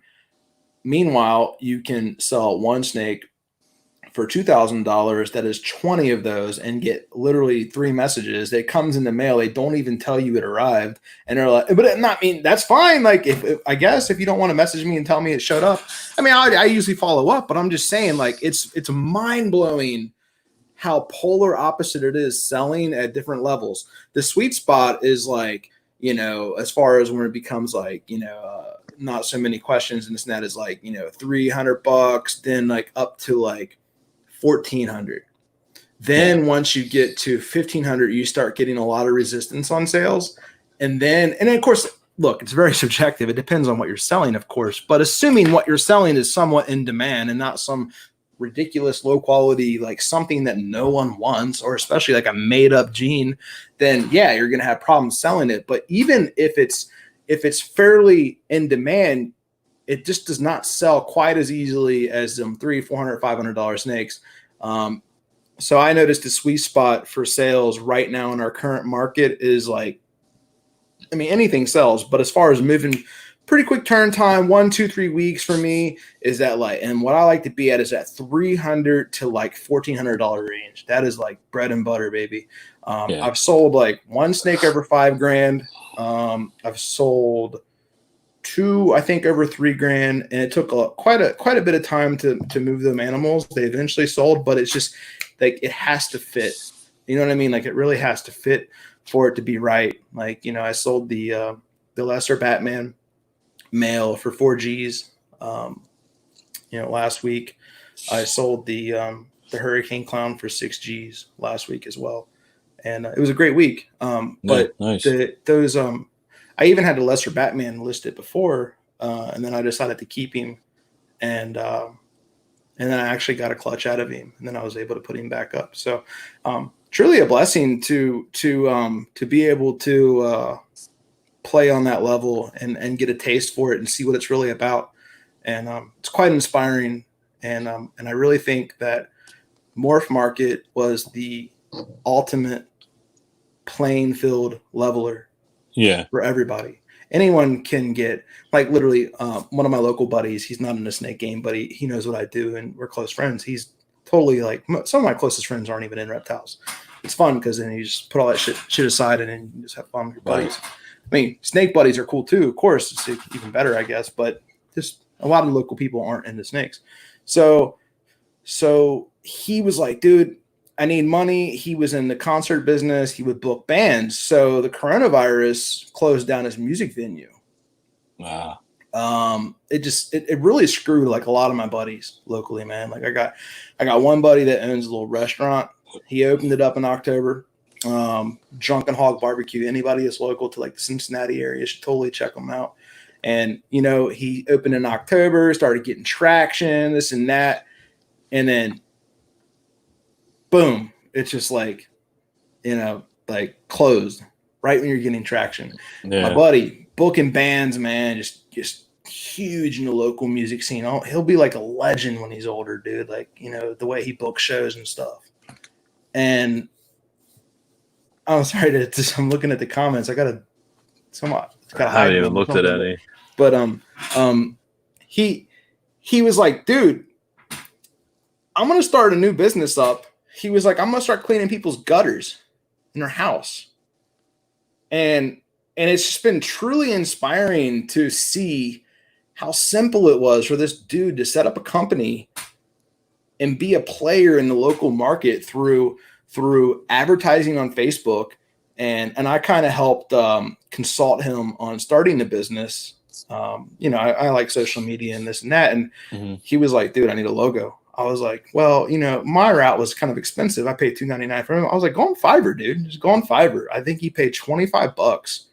He's got like he got like a really nice logo from them, very legendary. Actually, I think it'll go down as one of the best logos in his hobby or business or whatever. But anyway, the dude's like, you know, he's doing, I don't know, $500,000 a week, just cleaning gutters, dude. No experience, nothing. And anyway, that's a total like random rant. But what I was saying is these breeders, dude, it's hard to get traction on social media. Like you're not going to start an Instagram and then just like pop. It's very difficult. And even the people that collab, man, you know, even if I'm like on my story, I'm like, please follow them. They are literally my blood brother. Like, please, like they'll get like 100, but like 2,000 people saw it. But only like, so it's very difficult, I feel like, to build numbers. And anyone that's listening, I would encourage you to please do not let that discourage you, because Morph Market leveled the playing field. Get yourself a $25 logo or that looks good or whatever you want to do. $300. That's what I paid for mine at, what was it? 99designs.com. And it was the best money I've spent, but because I love my logo, but, and then actually breed stuff. See, for a business to be successful, you need to provide something that helps someone. My buddy has he's cleaning gutters because they're overflowing and it's flooding their basement. So he's providing something that helps people, or people like to keep up to date on, you know, their house maintenance. It's good it's an investment, right? Well, when I produce a lesser Batman and then I put it for sale, well, that is actually a potential investment opportunity for someone that'll make them money. Do you know how much money Justin Kobylka has made for me just by selling me snakes? He's created opportunities for me. So I think that's for one, like as far as the money aspect of this hobby, if you're selling something that people want to buy, you're creating opportunities for them. And it goes both ways. Like people can look at, say, Justin, which I respect so much in the game. And they're like, I honestly, I've never really seen a guy get much hate at all, but maybe they're like, he's rich. Like he's rich. I mean, come on, it's no secret. He has like the gate, dude, with like his logo on it. That's ridiculous. Like in a good way. Like that's badass. You know what I mean? Yeah. Mm-hmm. But think of all the money he has made for other people by creating opportunities for them. Yeah. And that's the punchline of being successful. If you can create opportunities for other people by your production, you will get paid very handsomely for that. So like that is like how you become successful. And Morph Market level the playing field. You do not need like a ton of followers. Dude, one more thing that really surprised me. So anything that is above, it depends if I know them or not, especially if I don't know them. Anything above 1,000, I'll get on the phone. I'll talk to these people. Okay. And quite often those phone calls turn into a podcast, basically a personal podcast, right? And especially if it's like, they want to talk and they're cool, like we'll chat it up. And often I'm like, damn, we should record this. Like it would have been solid to release just this info drop that normally they'll let me info drop kind of like I am now. And it's fun. And I'll just tell them, they're like brand new. A lot of these guys, like they get like some money and they want to invest like, 20, 30 G's and they'll hit you up, and it don't always turn into a sale, but, like I'll get on the phone and I'll give them like an hour of my time and I'll give them a ton of information about the hobby, mainly about like, what genes are hot, like marketing yourself, they'll ask me questions about breeding and this and that. But I always ask everybody, how did you find out about me and when did you start following me? And dude, the people that are, not everybody, but a lot of them that are spending over 1,000, they're like, I just found you yesterday on Morph Market. They don't even know who I am, dude. And they're like, what's your PayPal? You know what I mean? So like, and then of course the other things play into that. I got 100% positive reviews on Morph Market. So that helps a lot too. Of course, this and that, but dude, like these people don't even follow me. And I'm like, I'll tell them, I'm like, I am not selling you this snake until you go check out my content. So you know what I'm about. At least go watch my story from today or something. Yeah. Like I'll tell them, I'll be like, and it's like tongue in cheek. I'm joking, but I'm like, I will not sell this snake to you. And anyway, so that's that. Yeah. But, anyway, I'm gonna let you talk, and I'm gonna get a little caught up on these comments here and see what these people are saying. I was looking at the comments too. Tom, this is when you're supposed to talk. Sorry. Oh man, I'm just kidding, dude. No, I'm kidding. I'm sorry. I just went on like I finally got like a little stride there, but I've been wanting to like hop on the horn and talk about that. No, I agree. Because I'm just speaking it real, just speaking my truth. I'm just sharing that openly for anyone that's listening, because I'm gonna keep this on YouTube forever. Yeah. Well, let's how about we talk about what you got going on this year? What clutches you got coming? We got a lot going on, bro. I'm gonna have to pull up my phone. I ain't even looking at these comments. I don't know what they're saying over there. I got people handling it if something needs handled. But anyway, yeah, I want to talk about some of the pairings, and today was just kind of a bad day in the incubator. In general, I think I was told you can expect 5 to 10% loss in eggs typically. What is your numbers like with that? Would you say? I mean, I know you haven't had a ton of eggs, but how many eggs have you lost, do you think, like while incubating? I lost one egg in my second clutch last year. It looked a little funky, didn't have the greatest veins, and so I kept it in the front and went up going moldy within like 6 days, and I mean it smelled horrible. But that was probably the only one that I had go bad. I had one slug last year from my first clutch, and then I had one snake in my pied clutch die in the egg after I cut it. It was no reason whatsoever, just kind of just died. It was horrible, and it was a fire pied, so it really sucked. But it didn't have the umbilical cord twisted around it or anything like that. Just I don't know, just one of those things just died. It sucks, dude. Yeah. It happens. So man. good it happens. Yeah. So I threw away how many eggs did I throw away today? 3. Which is, it's fine. Like, I'm not tied to it emotionally at this point. Like, Yeah. I mean, I'm like, oh, if it was my only clutch, I'd be like, yeah, it sucks. But I mean, it just happens. I've been told to expect 5 to 10% loss, and that includes eggs going bad during incubation and kinks, or duck bills or whatever. I tell you what, when I switched to the false wall incubator, you have one yourself from Hotbox. Yeah. Hotbox incubator that I have has the false. So like you have the wall with the heat tape on the other side, and then the fan circulates the air. So the actual, for the listeners, the actual cabin that holds the eggs does not have any heat tape in it. There's actually, and that's why they call it a false wall. There's a like an extra wall about 1 inch or 2 from the back of it where the heat tape's on the other side of the main air cabin. Now it's all, and then there's a fan that circulates it all, and the air goes across the heat tape, and then so it prevents the main goal of that is it prevents heat spikes. Now you probably remember when you first started following me and became friends, is that, which we got to circle back and quickly tell the story how we met.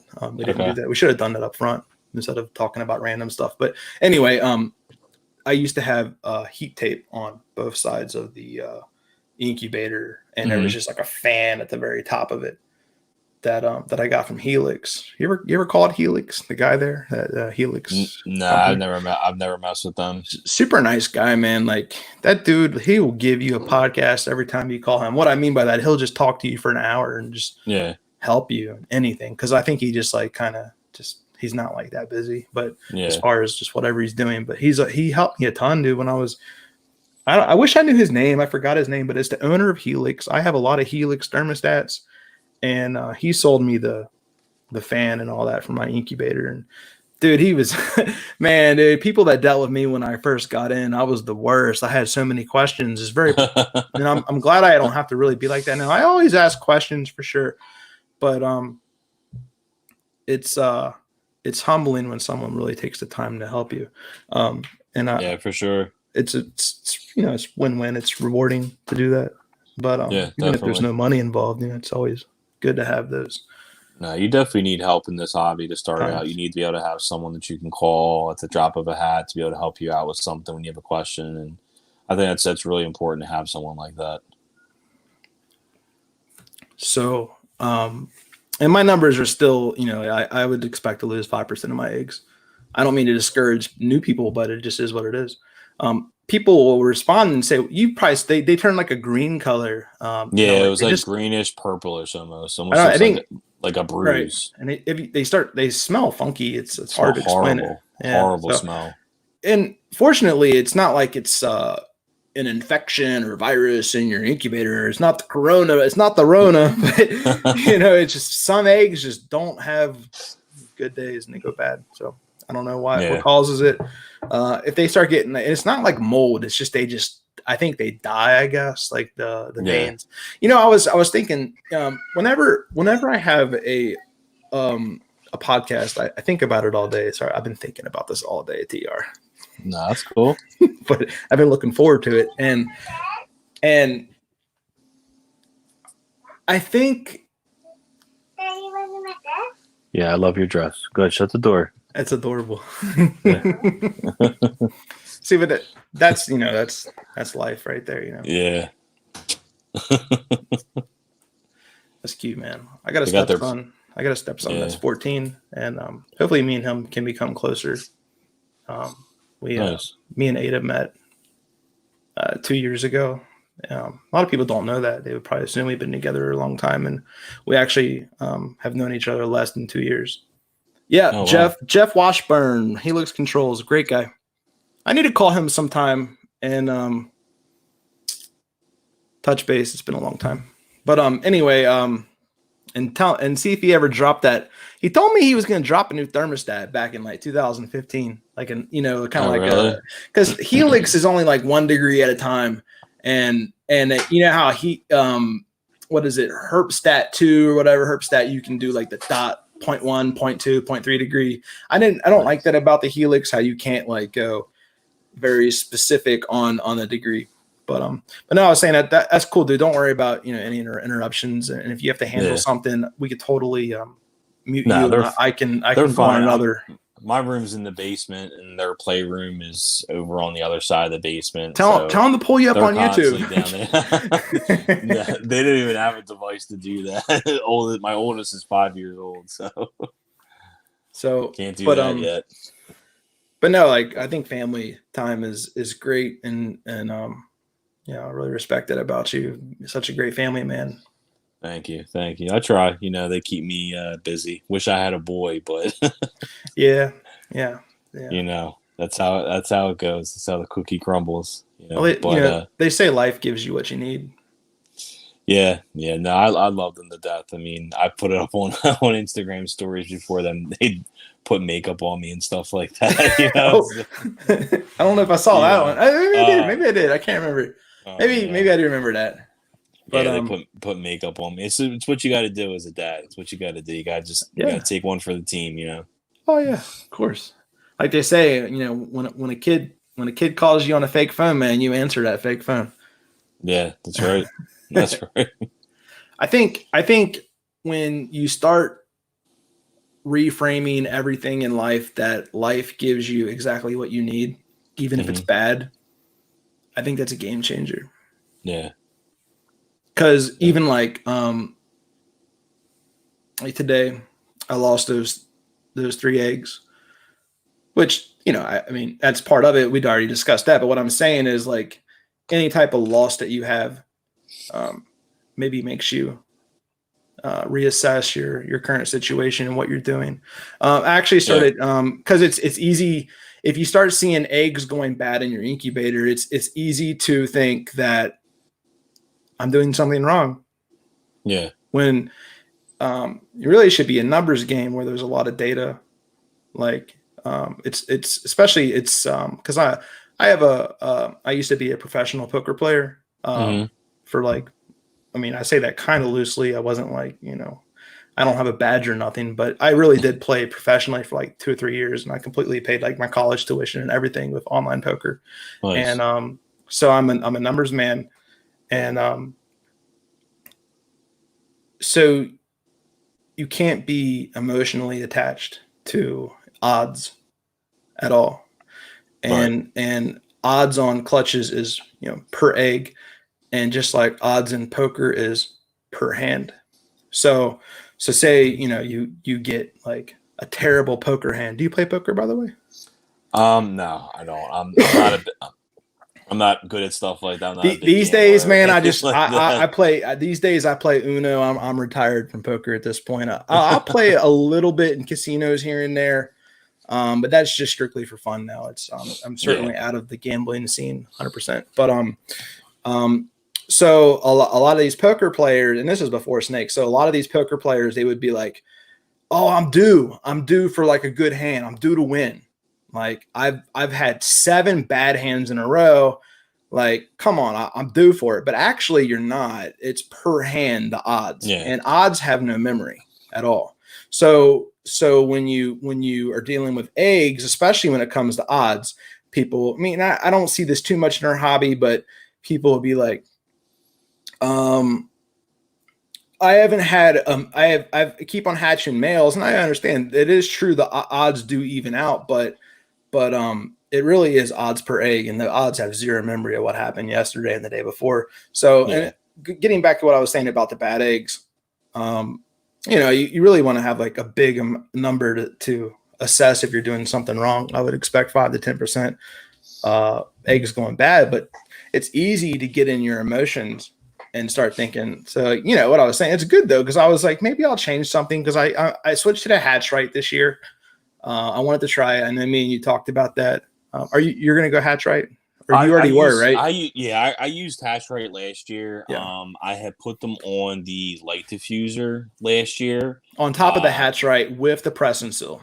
Yes, with the press and seal. But this year, I'm actually going to just incubate right into the HatchRight. I'm just going to just stick the eggs right in there. And I think that'll help out a lot with spacing. I know we talked about this before, but, if you have an egg that's really close to the wall and it's up on top of the light diffuser, you have to put something in between there because of the condensation. Because of the condensation, but with the HatchRight, okay. you could just brush the HatchRight right in front of it, and even with the light diffuser. Well, no, are you saying without the light diffuser? No, without the light diffuser. Okay. So I think it makes it a lot easier just to incubate right in the right in there. Now, the only thing with that I would think would be a little tough is like if you have them buried, like if an egg starts to go bad, or what if the egg was completely buried in perlite? Has anyone done that before? I don't know. I don't bury them that much at all. I mean, I just remember like watching the Ralph Davis videos with the vermiculite, and he had his little like paintbrush, and he would like dust everything in, fill in every little crevice and stuff like that. I think I've seen the same video you're talking about. He did it in all his videos. Any eggs that he pulled that he was showing you, and if there was any vermiculite on the eggs, he would just with his little paintbrush just dust it off. He was just like very, very OCD with it, but it was very funny. But I plan on just incubating right in the HatchRight. See how it goes. Isn't that a great picture of Austin? That is a ball and chain. So, yeah, man. I mean, I respect that. I do remember the paintbrush. I keep thinking of Bob Ross now, but he did do that. He was Ralph Davis videos. You know what I'm gonna start telling people, TR? Because and maybe we'll get to a little bit more Q&A and kind of like speed topics up, because I really wanted to hit a stride where I think it's important for your brain to like go autopilot and info dump.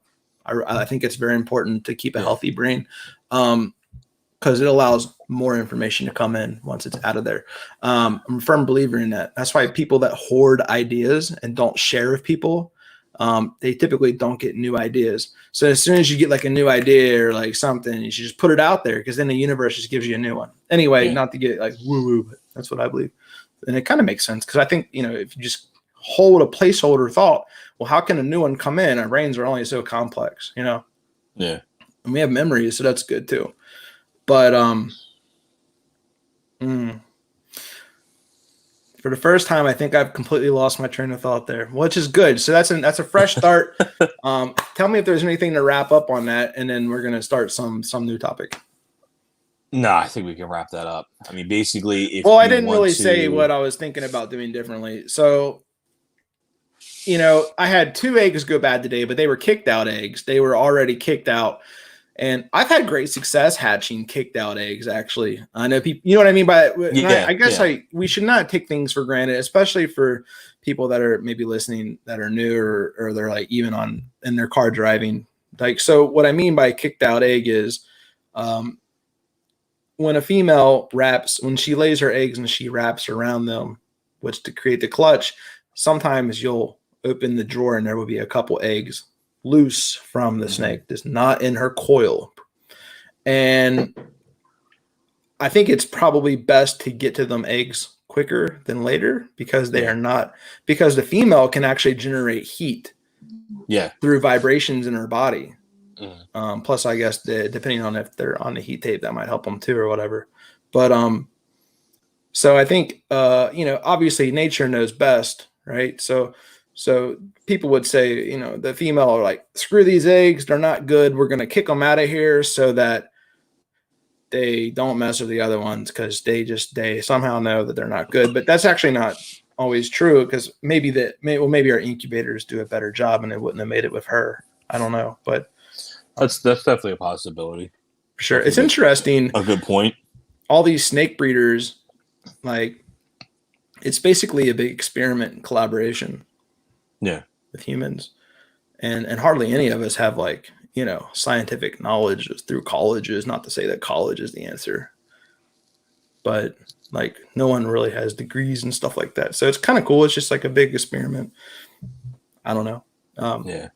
It's incredibly easy to breed these snakes, and we're just sitting here talking about like the experiences.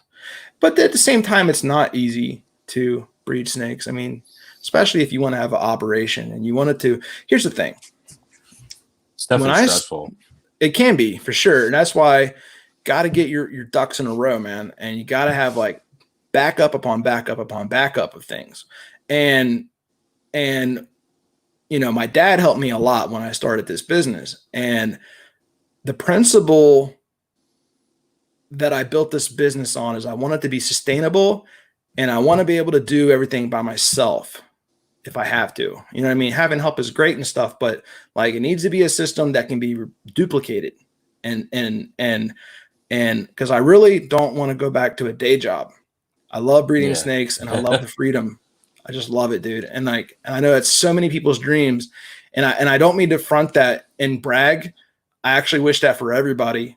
And hopefully I can retire my wife. Well, of course she would help herself with that and her, you know, whatever, 401k or whatever, but you know what I mean? Like earlier. And so I'm thinking you want to make sure that you can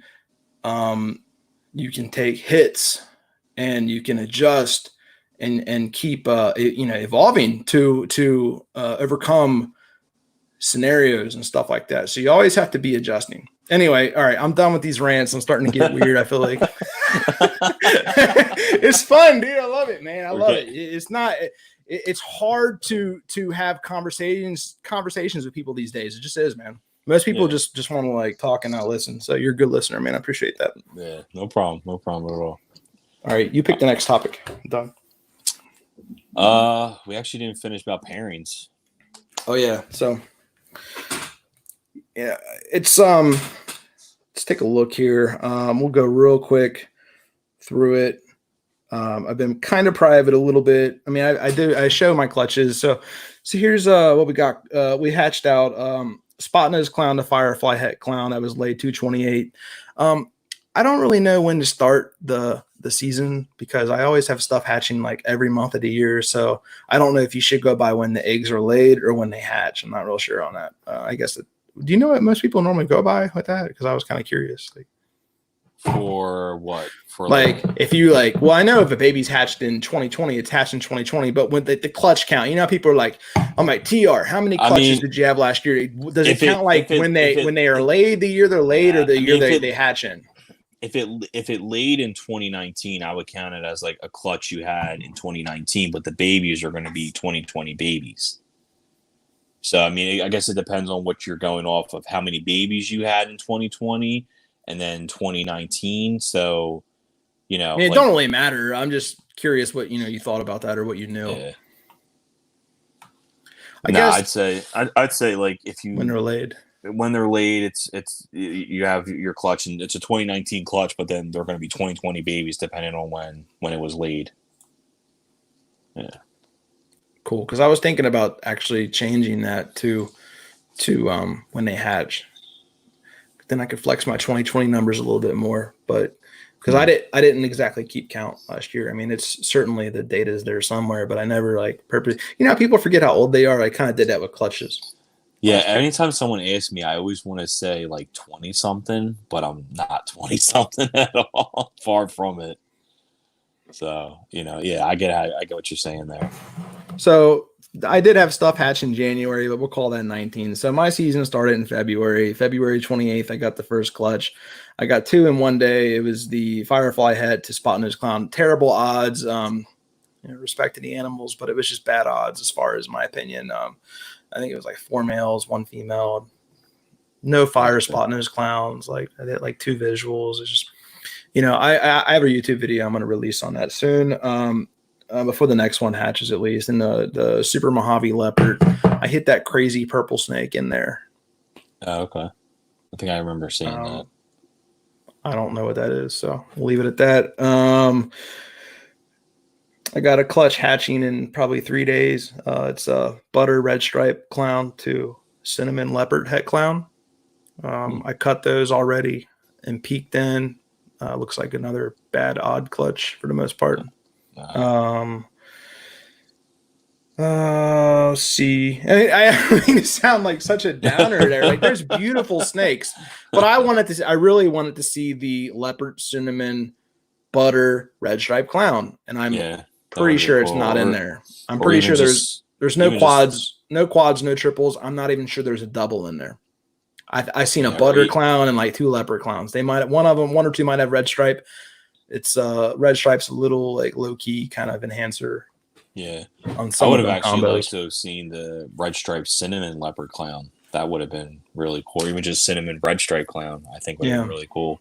Just some darkness in there. Don't see much Cine butter, Cine lesser, black pastel lesser, black pastel butter. Them are all kind of like the same, but you know what I mean? Like you don't see that much. I was really wanting to maybe hit a world's first there, peel the curtain back. I like to say that, peel the curtain back, you know, show more, you know what I mean, for people. Because that's the cool thing about this hobby is if we were hatching the same stuff year after year, it would be boring. That's the cool thing about it is we can peel the curtain back and see, you know, world's first and stuff that's never been seen before. Then I got coming up, it's my biggest clutch of the year, black pastel, 16 eggs. That would be to Spot Nose Clown. That was laid on 4-7. And then 417, I had the GHI Clown, the Ivory, 7 eggs. Every single one of those have gone bad at this point.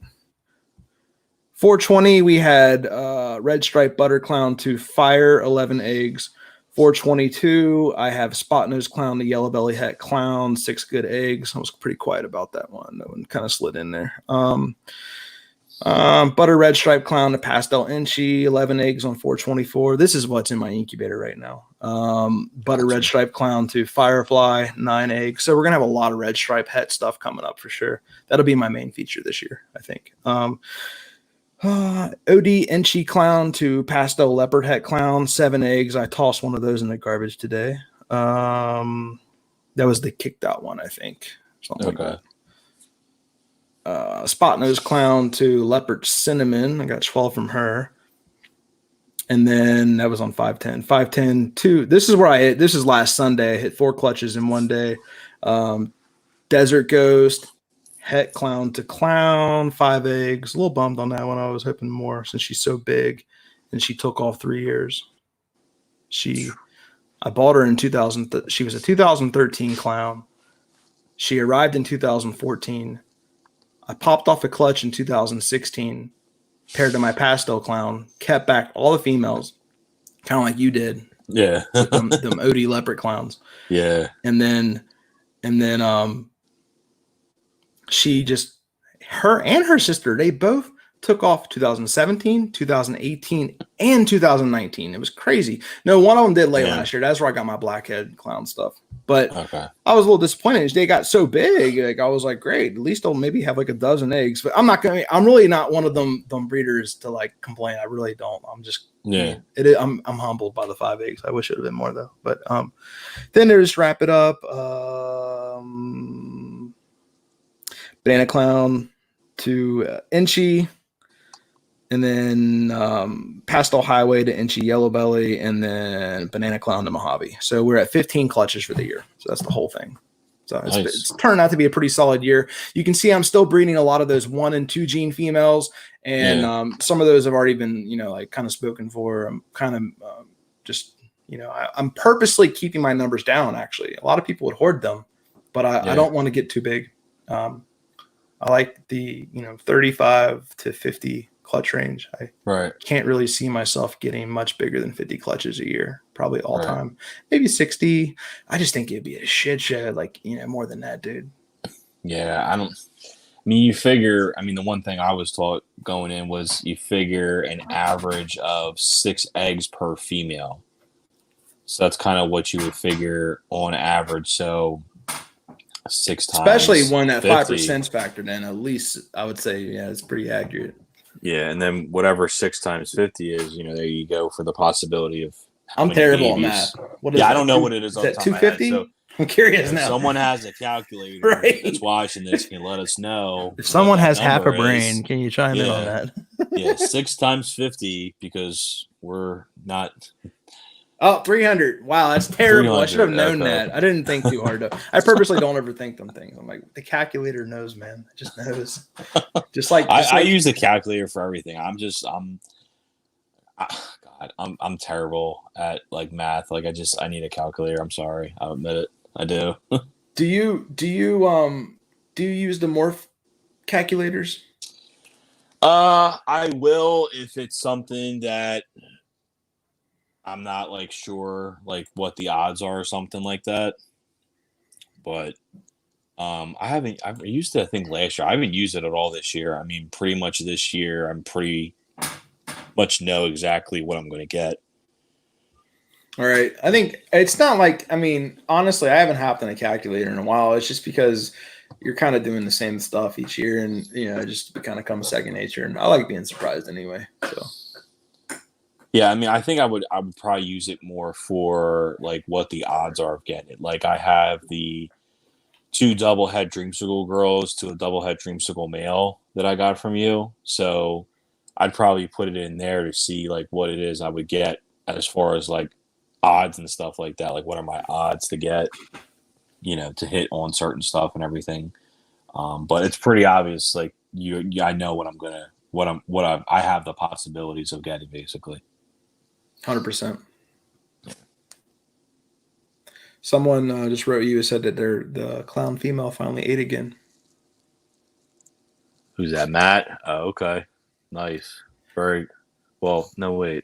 Is that not good, Matt? I can't remember our conversation, I guess. Well, she ate, so that's always a good thing. Well, I mean, if they're like, if they were gravid, yeah. So, yeah, I was telling someone about that the other day. Like, people were like, sometimes you see people cheering on girls that go off feeding. It's like, why? Well, actually, that's what they do right before they ovulate. So, but you can have the surprise meal right before an ovulation. It happens. It's pretty rare, but it happens. Yeah, I mean, this year and even last year, like what I've noticed is that if they go off for at least 3 weeks not eating, then they're gonna, for the most part, go unless they resorb or something like that. But I haven't come across that issue. But right now, I basically only have one adult female that's eating. So I think I'm pretty much done with her. I think she's done for the season. I'm not even gonna try to pair her anymore. Right, I hear you. Someone asked how much HatchRight per tub. I just kind of make sure the bottom's covered and a little bit on the sides. Maybe I do like 20% of the height of the tub. I'm a little skimpy on it because I've had no issue with humidity. I mean, I'm pretty blessed with my incubator and stuff like that, and I use the press and seal on there.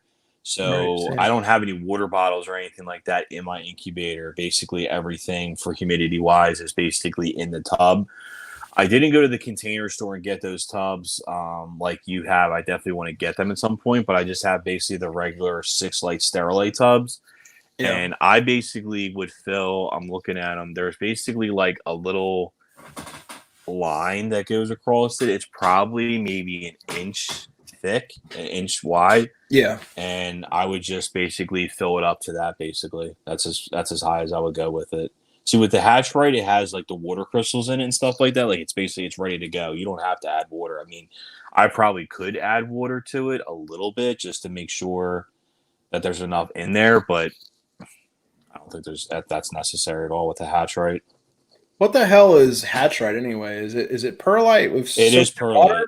It's perlite, and I believe it has water crystals in there with it that keep it kind of moist and keep it going. I don't know what else it has in it that keeps it ready to go, but once I opened up the bag last year, I had to put it in a container that was like completely sealed. Like it came with like styrofoam that went around, like soft like foam that went around the lid, and it has like the clamps and stuff like that, so that basically I can keep it in there. Like there's like a little bit of condensation that's building up on the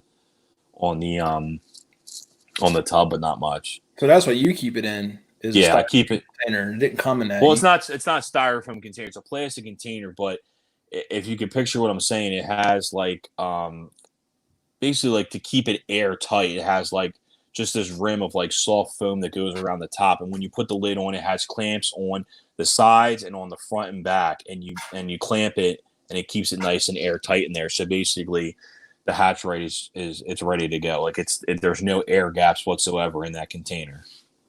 Yeah, man. I should get one of those. We got a container. It kind of has like a gasket. We use that for our cat food. It has like the little. Oh, okay, there you go, like a gasket. Yeah. Right. And because your stuff came in like a plastic bag, right? The HatchRight. Yeah, it comes in like a big. I bought the breeder bag. Comes in like a really big bag. I don't remember how many pounds it was or whatever. But mine was 20 or 40, one of the two. Can't remember. It's not exactly efficient price wise, especially. It is expensive stuff because it's basically ready to go, and then it's not too easy to ship either because heavy. it's a lot heavier than say perlite or vermiculite that doesn't get heavy until you add the water.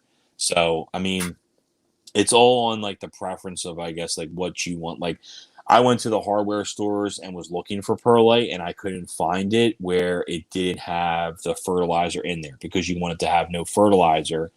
And then vermiculite, I couldn't find that. And I just, a lot of websites I went to, I guess I was like late on ordering stuff. I really couldn't find it anywhere to order it where it was like sold out. So I just went with HatchRight basically. Yeah. And I still have it, so that's what I'm going to use. I might just use it. I might just use it again. I don't know. Yeah, I might just use it all the time now. Just right. It's not that bad. I mean, like someone was telling me, you're like, why are you using that? It's expensive. And I was like, I mean, I think it was like, I had some points on LLL Reptiles. That's where I got mine. LLReptile.com, reptiles.com or something like that. I think I might have got mine there too. I'm not really sure. I can't really remember. But, I know my buddy Dave from Hardy's Pythons, he uses it. Actually, Chris from Dead Mouse, that's all he uses is HatchRight. Really? Yeah. So just to wrap up the HatchRight, yeah, it's cool stuff. But I keep mine in a bag and I just fold the plastic and sit something on top of it. Yeah. We only got 10 minutes left? Yeah. You got to go soon? I told her like 11, so probably around that time. So I am getting a little tired myself too. I don't know how MJ does a 4-hour podcast. Holy moly. Yeah. They just be halfway through now on some of it. But true. So the HatchRight, I've been lucky just to keep it in a bag and keep it rolled up and sit like a block of coconut mulch on top of it, and it's been okay. But it ain't set there more than like half a year yet, so it's been fine so far. Yeah, sure. I was nervous about it, so I just got like a container just like to dump it right into, and I just use a big deli cup to scoop it out and just toss it in the container when it's ready. Last year I put I set up a tub and I had it in like sitting in there like a week, and I had said to myself, I was like trying to make sure that the HatchRight was like warm for the eggs. But the HatchRight the eggs weren't even going right in the HatchRight, so I don't even think it was even needed for that. And I actually added water because I didn't have press and seal on the quarts, the 6-quart tubs, so I added water to it because they're not airtight. So I thought with the fan blowing around in there too, maybe it was getting to it, and I needed to it would be too dry to it or whatever. So I didn't want to. I think it would be. Yeah, I didn't want it to dry out or anything like that. But I don't think I'm going to do that this year. I'm going to pull the clutch, dump it in there. It'd be interesting to see how everything goes this year for me, for how nervous I am, because I was, so nervous with everything last year. And then I remember, if anyone goes back and watches any of my videos, if they ever feel like it, my first video cutting my first clutch, my hand was shaking. I was damn nervous. I barely cut any of the egg either. Like I really couldn't even see in the egg at all because I barely cut it. Dude, you done great, man. Thank you. Appreciate it. I think you're awesome, TR. Thank you, bro. You always be my friend. Always be my friend, man. I always support you for sure. I want to be everybody's friend. I really do. Yeah. So man, it's been real, dude. We got to do the hot seat questions. Oh, all right. Here we go. I think there's only like 6 of them on there. So here we go. Hot seat. All right. Question number 1. Have you tried CBD? If I knew what that was, I could answer it. So, I don't know what it stands for, but CBD is like the stuff you can give your dog to calm, and it's like legal weed that doesn't have no psychedelic in it. No, I knew it was something sexual. It definitely sounded like it, but no, that's sexual. It's like weed. Oh, weed. Oh, well, CBD. back in high school, yeah, but I don't do any of that stuff now. Okay, cool. I work at a school, so right. Well, CBD is the legal. That's the legal stuff. That's the stuff that doesn't get you high. Oh, see, I don't know any of this stuff. I should have sent you the list. Yeah, you should have. We It's should have off did the a wall. thing beforehand. It's okay. It's okay. Yeah, It's okay. TR. it's fine. All right. So TR has not tried CBD. All right. Nah. Favorite incomplete dominant gene or codom gene? Probably spot nose. I probably agree with that. Favorite artist, like musician or singer, whatever. You know, this is probably going to come to a surprise to some people. I'm really not that into music. I'm really not. When I'm in my car, I'm listening to a reptile podcast. Guy, right? Yeah, I'm listening to a reptile podcast, or I'm listening to sports radio, or I even listen to like fire department podcasts. I really don't listen to music, but I am pretty much into country music if I listen to it, and me and my wife. So I probably will have to say Luke Bryant. Okay. He's good. I like Luke's good. I'm not too much in the country, but yeah, he's got a good voice. Fun fact about me, I probably drive in silence probably like 70-80% of the time. Favorite ball python breeder YouTube channel, like number one if you had to pick one. So that's really tough though, because there's so many out there. Right. And I know it's hard to pick one, but if you just had to pick one, that just makes you the happiest to watch. Shit. Oh man. I have to say Billy from Mutation Creation. I think he puts out a lot of content. He's very informative. He's very open. He shows a lot of stuff. I mean, his videos are like 20 minutes, and I mean, I can sit and watch the entire thing. I know we talked earlier, like 10 minutes is like the window for like YouTube for videos, but I really do like Billy's videos a lot. I mean, there's a lot of people out there: Miguel, Will from Royal Canadian Reptiles, Nick from Renown, Ectothermic Dungeon. There's a lot of people out there, but I didn't finish the thought. I'm sorry, I'm totally cutting you off here, but before I forget, I do this too much. I lost the thought. When someone new to the hobby asks me like, "Hey, any advice?" I'm gonna say, "Go watch Ralph Davis videos." That's my new punchline. I will actually go watch old videos. I'll watch his old videos. I mean, he's a legend, dude. Even though he shot those back in like 2010, 2011, they're still very relevant to today. For how he does it, like he actually shows you how he mixes the vermiculite. Like basically, all you got to do is go to McDonald's, get a large McDonald's cup, and that's what he uses. You know, that's all you got to do, and you can mix your vermiculite perfect, just like Ralph Davis did. 100%. That's what I'm gonna tell people from now on. I'm gonna say if they're new to the hobby, because I'll get that they'd be like, hey, you know, like kind of like they'll shoot their shot on their one question with me. All right, one tip for me, I'm gonna say go watch Ralph Davis. Yeah, all of his videos, and you'll be up to speed. Who is your childhood hero? I mean, maybe you don't have to have one. I don't know who I would say. I mean, for that. I don't. Maybe my dad. I probably have to just say my dad. I mean, I looked up to him for a lot of stuff, being a firefighter and stuff like that, and just doing a lot of stuff, handy stuff around the house. I mean, I'm not the handiest person, but. I try my best. I can do like basic stuff, So I'd say my dad. Yeah, same here for sure. Again, I'm not the handiest either. When we built the snake room, it was me, Dad, and YouTube. Yeah, right. YouTube was there for every step. Even if we thought we knew what we were doing, we still watched. Like we had this homeimprovement.com YouTube. They have a good channel. We would always watch. Their video on hanging a door, doing drywall mud, just make sure we're doing it right, And then last question we kind of already covered, got your breeding season this year. You're thinking like how many clutches you think you have this year? I think I'll have 9, judging. I mean, if everyone knows, I do have an ultrasound. It's not going the greatest because I don't have the right probe unless I get the right angle. Because got to get that other probe, man. That would be a headache. Yeah, it's a little expensive, but I definitely don't need it anymore now. Judging by going from first season for how females are, going by their the sheds, and just their behavior. I'll have 9 clutches this year. I haven't ultrasounded it in a couple months because I guess I was lazy, but it's fun to kind of just also go off of the visual, what they're doing. Feeding response been real good lately, stuff like that. And then what do you have just for people listening, maybe they're curious, you have the convex probe and you wish you had a linear probe. Am I correct? Yeah, I wish I had the linear probe. I believe that's what's called the convex probe. It's not very wide. It's curved. So you have to hit it at the right angle to really be able to see everything very well. It gives you like a wider viewing screen. That's what they use for like humans, right? Like on the belly.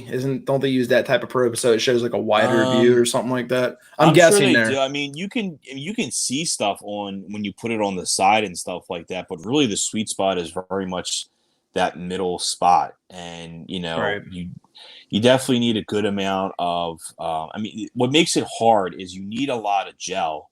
And with the sides, it pushes the gel away. Like with the linear probe, it'll probably keep it on there. Right. You can just go right down with a good amount of gel and get a really nice, clear picture.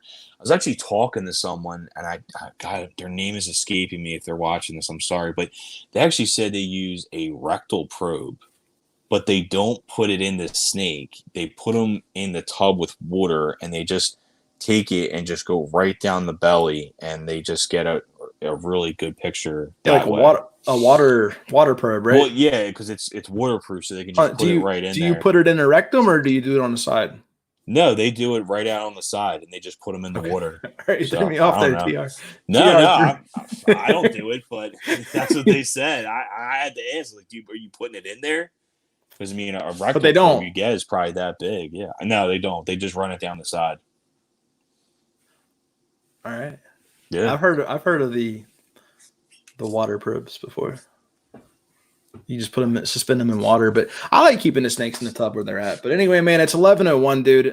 If you can go longer, we'll go longer. If you got to go, it's a good time to wrap as well. No, we probably got to wrap this up. I'd love to go longer, but let's do it again sometime then, dude. Yeah. It was great having you on. I respect you so much. Great friend, man. I think this has been a fun podcast. Hope there's been value for people in this. I'm going to let you say any final words to your fans, man. All right. No, I appreciate you having me a lot. You've helped me out with a lot of things, and I really appreciate you being there for me with a lot of things, a lot of questions I have, and help me get started. We'll have to go over the story of how we met another time. It's a pretty good story. We've said it before, but we've said it before out there. So I think some people know it, but I don't really have anything to say really to anyone. You follow me on Instagram. It's pretty much where I'm most active. I do have the YouTube channel. You can check that out. There's Facebook, but I mean, basically whatever's posted on Instagram goes there. I don't really do much on Facebook, and I'm guilty of that too. All that. Yeah. So, but I got the rodent business going. So whenever this stuff clears up, if anyone needs any frozen rodents, you can hit me up and let me know. In the description, I got your YouTube channel. I think hopefully a couple hashtags or something. But yeah, everybody hit up TR Reptiles. Great guy. Tom, appreciate having you on, man. And I'll talk to you tomorrow. Thanks for having me. Yeah, have a great night, dude. Do it again soon. All right, bye. All right, see you, man. You guys. Bye. All right, guys. Well, anyway. All right. I'm gonna outro this. TR, it's good talking to you, man. Have a good night. All right, man. Thanks. I'll talk to you tomorrow. See you, brother. All right, guys. So anyway, appreciate y'all, listening in. TR is a good dude. I'm going to probably just go ahead and tell the story how I met him for people that are still listening. Because why not? Because I had a little bit more gas in the tank for tonight. So back in 2017, I was on Facebook, and I think I remember I was probably in a group. I don't know which group it was, but one of them ball python groups. And he had shared one of his post or whatever showing like some snakes that he had to one of the group pages on Facebook. And I was like, oh, cool. Who is this? I never heard of him, TR Reptiles. And I clicked on it, and I noticed that he had post after post. He was posting like once a day or whatever, maybe once every 2 days. And he only had a Facebook, and his posts he had just started. I don't know how long he'd been doing it for, maybe a couple months. Like we talked about earlier, Facebook is hard to get traction on. And he was getting some posts like 0 likes, and that's actually quite common. That's totally not a diss to him at all.